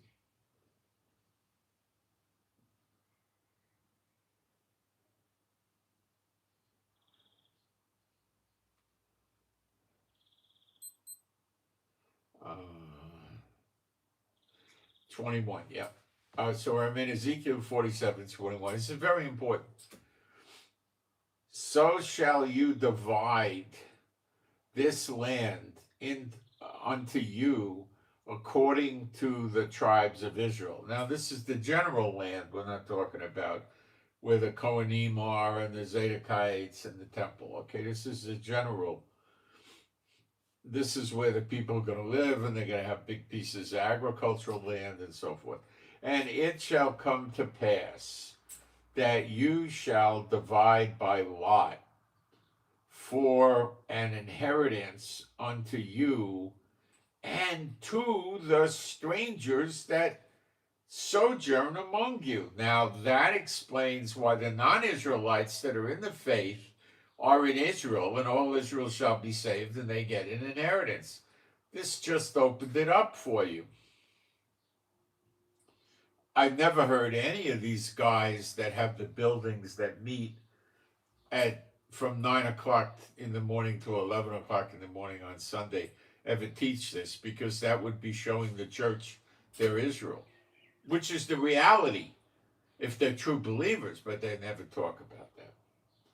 Show me one goof on the internet that talks like this, other than me. And you want to call me a goof, go ahead. Okay, I don't think you want to. All right. Divide it by lot for an inheritance unto you and to the stranger that sojourneth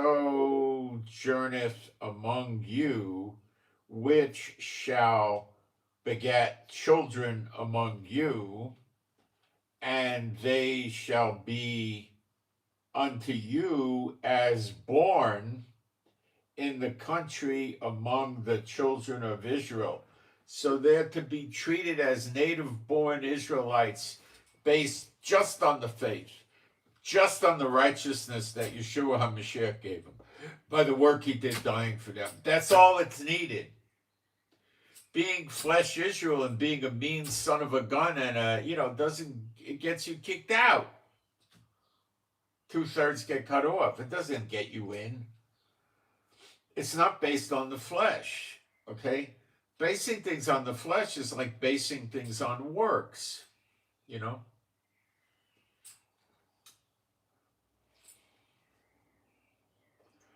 Which shall beget children among you, and they shall be unto you as born in the country among the children of Israel. They shall have inheritance with you among the tribes of Israel.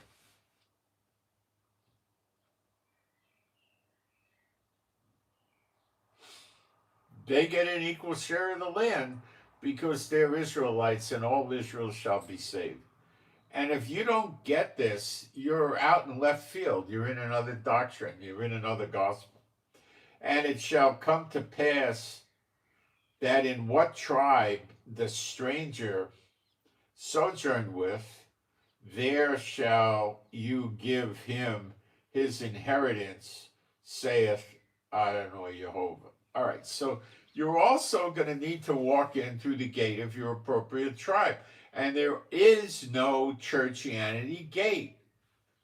So when you get rid of me because you don't want to hear this, okay, you're rejecting knowledge of the scriptures. I'm just the messenger giving it to you, but it's in the scriptures, which I did not write. Okay, that is the reality of this. Okay, there is no churchianity in the Bible. There's congregations of believers, but that has to be real. And since 70 AD, we really don't have that. Look, we went about 300 years without a church, and then what was his name? Constantine started some apostate churches for his political purposes, okay? And that evolved into the Catholics. Oh, horrible stuff. What about the 300 years when there was no church? What about that? Huh? Was there no faith? The faith was dead then? Is that it? There was no believers? That's what they probably tell you.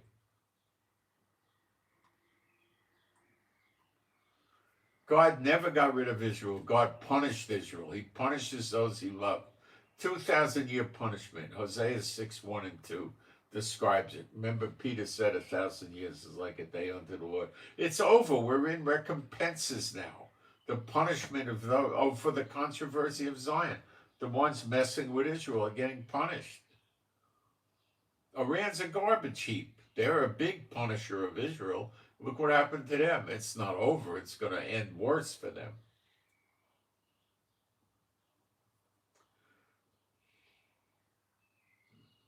Do you see God elevating the Catholic Church or the Baptist Church? I sure as heck don't. Do you? Do they have a country? Do they have Baptist church land? I mean, they got a little city called Vatican. I don't know, it's the size of a few super Walmarts, maybe, you know? That's about it. What, I mean, 2 or 3 super Walmarts is probably the size of the Vatican. Maybe one. They got about 300 people living in the Vatican, pretty much. So you have people running around that are going to tell you that, you know, the daughter of Babylon is the Vatican with all 300 people living there. And it has the people leaving saying, you know, let Zion come to mind. The Jews are leaving. There's no Jews in the Vatican, not a one. And then they say Mecca and Medina in Saudi Arabia. There's no Jews living there.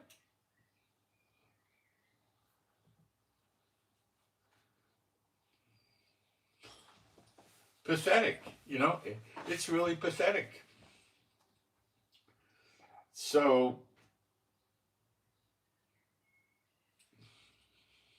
I think going through the gates of Jerusalem is going to be like going through the gates of New Jerusalem. You're going to have to, there's not, I don't believe there'll be angels at the gates. Maybe there will, and I don't know it, but I don't think so.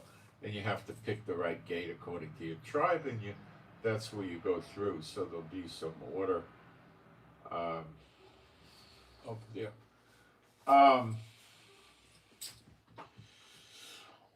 What else can I tell you?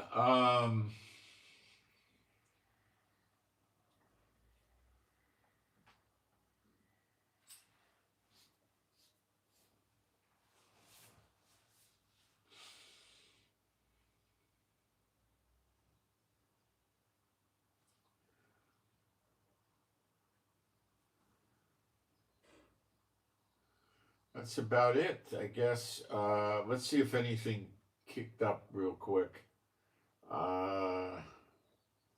It's not going to take long for me to find it if it happened. Just a second. Because anything could happen any minute now.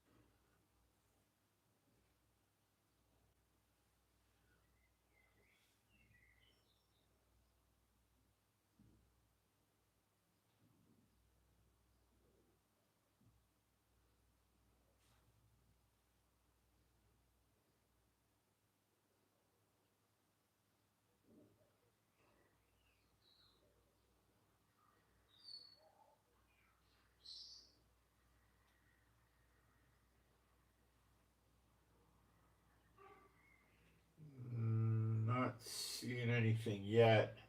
Everything's still the same.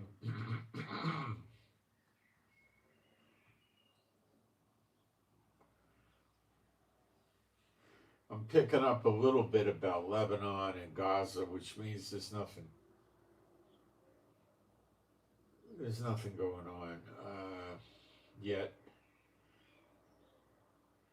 I don't know what Iran's doing. They might be regrouping and waiting to see what response they're going to get out of Israel and America. And if they don't get any response, they might just do nothing and just do it again.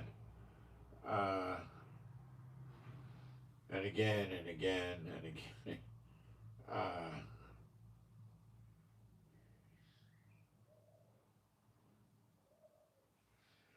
No, I don't see. Let me check one more place. Everything is still quiet, which means we don't know what's going on, is what it means. It doesn't mean nothing's going to happen. Trump probably didn't have his meeting yet.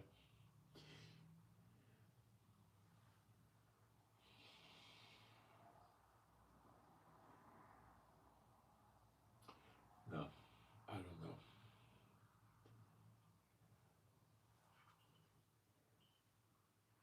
So I think we'll have to wait for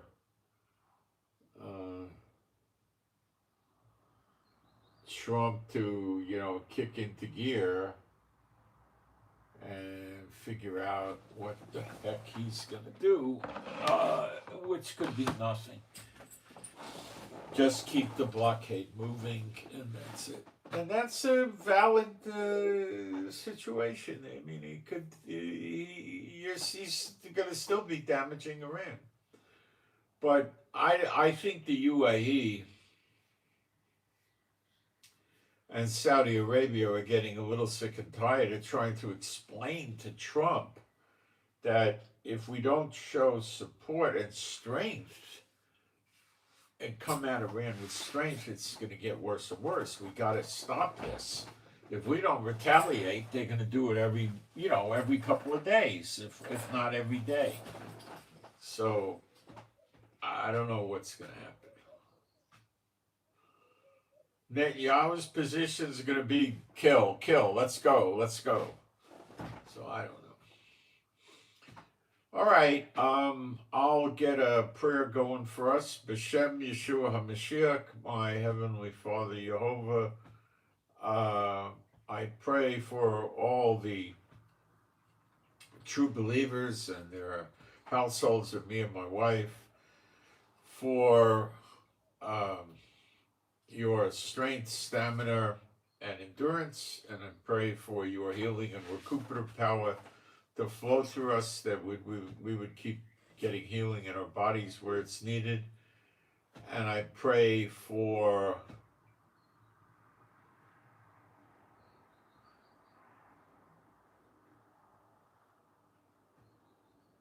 strength,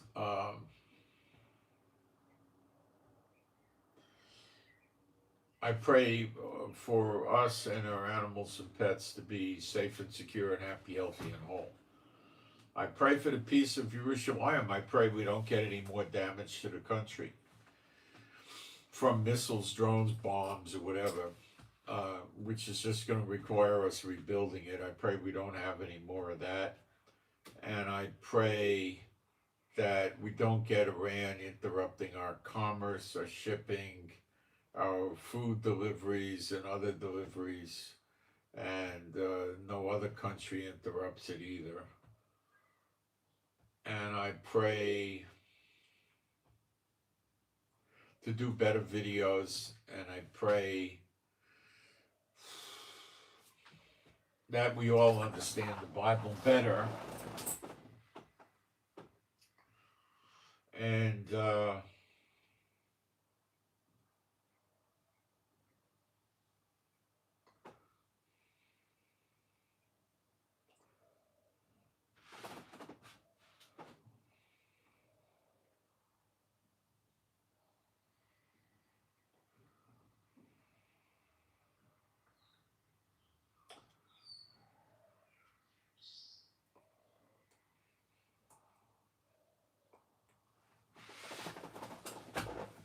let's see. And I pray that if any of us need to find work, we find work. Good jobs, good pay, good jobs. And I pray if we need to have more clients or customers for our self-employment businesses, if you want to call them that, we get that too. And I pray we all have an adequate amount of money and then some extra.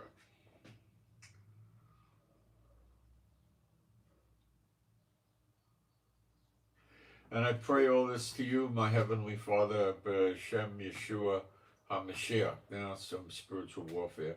B'Shem Yeshua HaMashiach, I loose off of me and my wife and all the true believers and their families and their households. I loose off all of us any witchcraft or sorcery of any sort. It's all null and void forever.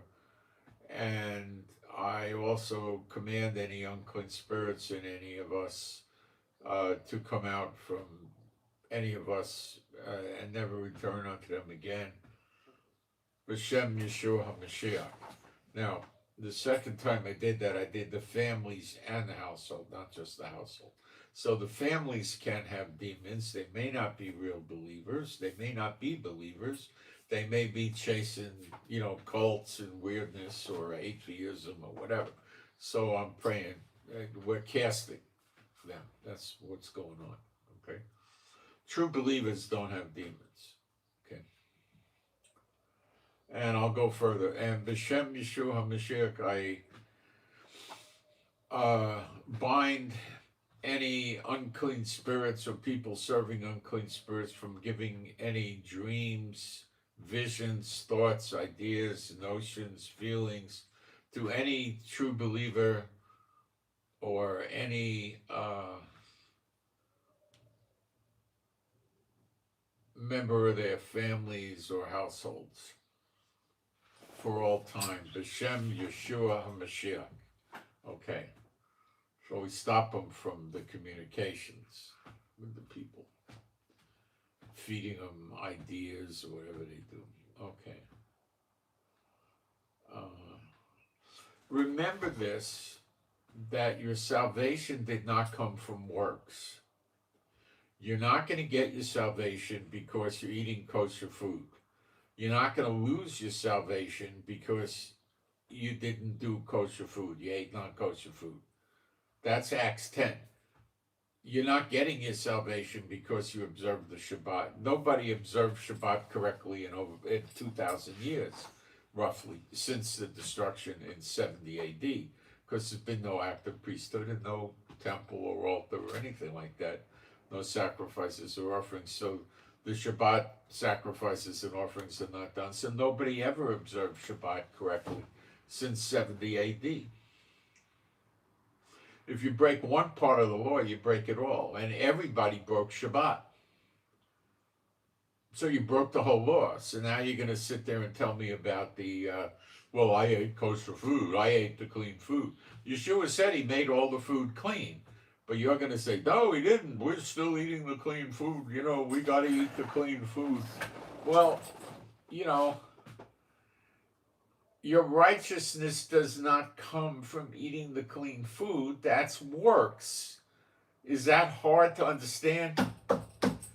What don't you understand about that? It's a work. Okay? The Bible tells us things we can't do. Like Galatians, in one of many places, Galatians 5:19-21, you read you can't be a murderer, an adulterer,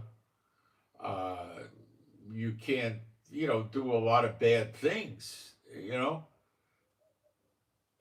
It doesn't say you can't eat unclean food and you can't, you broke the Sabbath and all that, because then nobody would be getting saved. If you had to do the Sabbath correctly or go to hell, everybody would go to hell. Do you understand that? There's no temple, there's no offerings. You can't do it right. You can't be under Moses' law and be saved. Do you understand that? And if you're doing Moses' law, it means you think you have to do it for salvation. What about people that say, well, I'm just doing it for tradition? Like what? That movie, Fiddler on the Roof? Tradition. Is that your thing? You're doing tradition? Why are you doing tradition? Are you told to do tradition, or is tradition the problem? It's a problem. It's not something you go seek out to do. Why do you want to go around emulating following the law when you can't do it? If you broke one part of the law, you broke the whole law. So how in the world can you make an argument that you got to do Shabbat according to certain guidelines, you got to eat food according to certain guidelines, and you got to do 600 and something other things to certain guidelines, when everybody's breaking not just the Shabbat law, you're breaking a lot of laws. There's no sacrifices or offerings. You cannot be following Moses' law. You broke one, you broke the whole thing, and you all broke the whole thing. And your righteousness is by grace. This is the age of grace. It's not coming from works. Everybody's works are no good. Everybody's. So why are you trying to run around imposing that we got to do certain works? Where's your logic? It's missing. Do you want to not eat a certain kind of food? Nah, you're free to do that. You want to be a vegetarian? You're free to do that. You know, you want to be a carnivore? You're free to do that. You want to eat junk food? You're free to do that.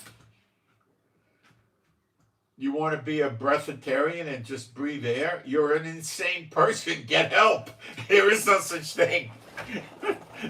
You can't just live on air. Okay, that's a joke. You can't do it, okay? You would do it until you just passed out. Then they would run an IV and revive you probably if they found you. Okay, so, you know, you can't follow the law. But there's things that we're told in the New Testament. You can't be an adulterer. You can't be a murderer. You're not supposed to rip people off. You're not supposed to lie and rob them in the courts. And, you know, many other things you're not supposed to do. Okay? But they do in Israel. So that's why 2/3 are getting cut off.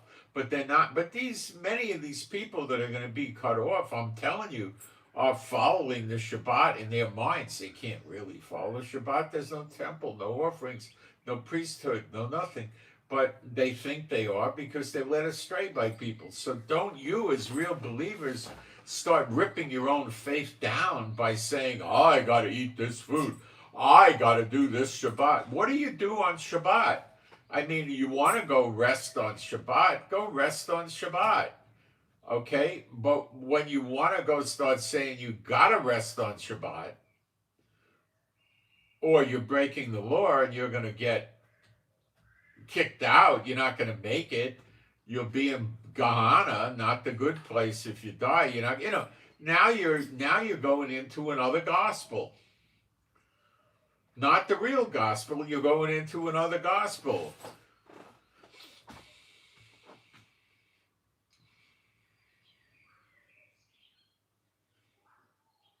Is it going to be the same when we have the next temple? No. We're not going to be under grace so much. We're going to have a temple. We're going to have to perform. And it'll work. And what's going to happen then? You're going to have the blessings of the law in some form. Remember when Elijah trains them to get the stuff right? It says then the offerings are pleasing to the Lord. Well, that's going to be rewarded nicely. That's one of the many reasons, or one of the reasons why we're all going to be wealthy. Okay? The falling away doesn't come immediately. It comes, but it's not immediate. We'll have a good period. I highly believe God will give us some rest here. We're going to have to get the land back and stuff, and then you read about what I just read you today. And then we're going to have rest. You know, we're going to have people working on fields, working our agricultural animals, working for us, cleaning the house, the cooking, the laundry, all that stuff. You're going to have it good. You're going to be concentrating on what? Banging out them babies and raising big families. And your kids aren't going to wear the Hell's Angel colors and ride around on choppers with guns and selling, what do they sell, crack or something. You know, you're not going to have that. You're not going to get that. Okay? You're going to raise your kid up in the Lord, and you're going to teach your kids what a piece of crap Satan is and what a worthless garbage dump he is. Okay? That's what you're going to do. Make sure your kids don't fall away. Satan's just a joke, but he's a nasty, dirty joke for those that are not the elect. It's a very dangerous joke. Okay, so that's what. So you got to stop with this stuff. The messianics of being poisoned into this.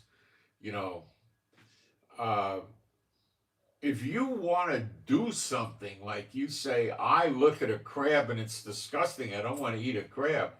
Well, don't eat the darn things. They don't look too good with all those little claws in there. I know that. Don't eat it. You don't want to eat the fish because they're on the bottom of the ocean and they eat the dead and whatever. Then don't eat it. But look, I don't like raspberry jelly. My wife likes raspberry stuff. I don't. I don't like raspberry. I don't eat raspberry jelly. Do I not eat it because it's against the law? No, I don't like it. Okay? Can you not eat something because you don't like it? Yes. When you start preaching, I don't do this because it's against the law of Moses, which has changed many, many times. Okay? And it's going to change more. If you start going back to that and saying, well, look, with Moses, you didn't get righteousness from the works of Yeshua.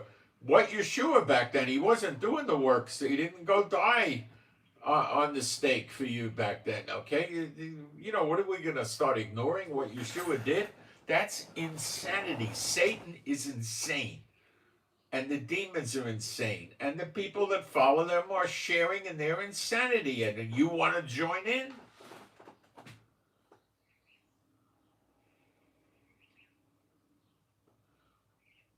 Now, the churches don't preach Galatians 5:19-21 and following all of that, because it says in there that divisions, seditions, is a division, which is a denomination. Okay? Is a sin that will block you from getting into the kingdom of heaven. It says that. And it says variance will do it too. What's variance? Varying your doctrines. Well, we're pre-trib, we're mid-trib, we're post-trib, we're amillennial, we're spritz baptism, we're immersion baptism, we pray in tongues, we don't pray in tongues, we're a house church, we're a building church. Okay, that's variance. That's all sinful. It divides the body. Okay, and that will keep you out of the kingdom of heaven, and it's written in Galatians 5:19-21. Do they teach you that? No. Do people run away from me because I point that out? Oh, yeah, that's our church. How can it be bad? Oh, Pastor Bob, or even worse, Pastor Mary, they're such lovely people. They just don't know any better. Hogwash. If they were not Satan bots leading you astray, that church would be taken over by the Satan bots. They'd break it up. They'd ruin the services. They'd wreck it. They'd disturb everything. They'd make accusations. They'd pull people away. It would be chaos in that church. You don't know that. You should. And they try to put chaos with the people with me. They want them. Well, what do you mean? We're supposed to have a ham sandwich. You can have a ham sandwich, and you could stick lobster claws in there if you want, and you could put snails on it, and you could put all this on. You want to eat camel milk? Go ahead. You want to eat a horse? Go ahead. I don't want to eat a horse. You want to eat a horse? Are you going to go to the lake of fire for that, or the Gehenna? No. Acts 10 removed. Yeshua said he made all the food clean. Okay? You don't read in the New Testament about that, not, eating only the clean food. I mean, like in Revelation and stuff. No, you don't read it. You read about Yeshua liberated us from that, and that's that. And then people go back. Now, you got problems with the blood, drinking the blood, eating the meat and the blood, eating the strangled meat, eating the meat sacrificed to idols or demons or false gods. So, with idols is what it says in the Word of God. But a false god's an idol, I expect you'd say. But anyway, let's go on. That you got a problem with those things. Okay?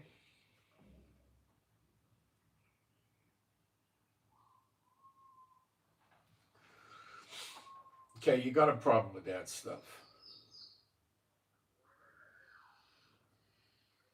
Don't do it, that's all.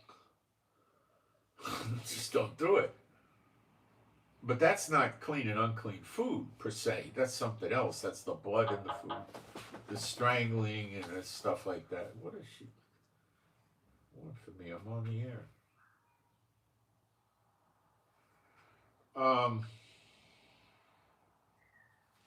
So you got to be aware of that stuff, okay? And people are, a lot of people are very aggressively mad at me about the food. That's because people were sitting there rubbing it all over themselves. Not the food, rubbing how sacred and holy they are. Oh, I'm so holy, I eat this kind of. We know believers that are Jewish believers here that eat Mehedrin food and kosher food only. And oh my gosh, they're so led astray. These works of spending extra money on certain kinds of food is what you think is going to get you into heaven? Yeshua paid the price for you. You don't need to do that. All right, now when there's another temple and things come back, we have another story, but I don't think Yeshua's going to come and tell us I made all the food that I made clean. Now I'm making some of it unclean again. I seriously doubt you'll ever see that happen. Okay? But you sacrifice certain animals at certain times on the altar in the temple. It's, you're not going to see a sacrifice there of a horse or a turtle, or, it's not going to be there. So people just want to rub the holiness on themselves, and show how holy they are. That's the Pharisees and the Sadducees syndrome. You're not getting holy by the works of the law. Just forget about it. You're not getting holy by wearing tzitzit or putting mezuzahs in your doorway. You're not getting holy by that. That's works. You don't get holy by works. You don't get saved by works. And you don't get unsaved by not doing the works of the Lord. It's the same thing.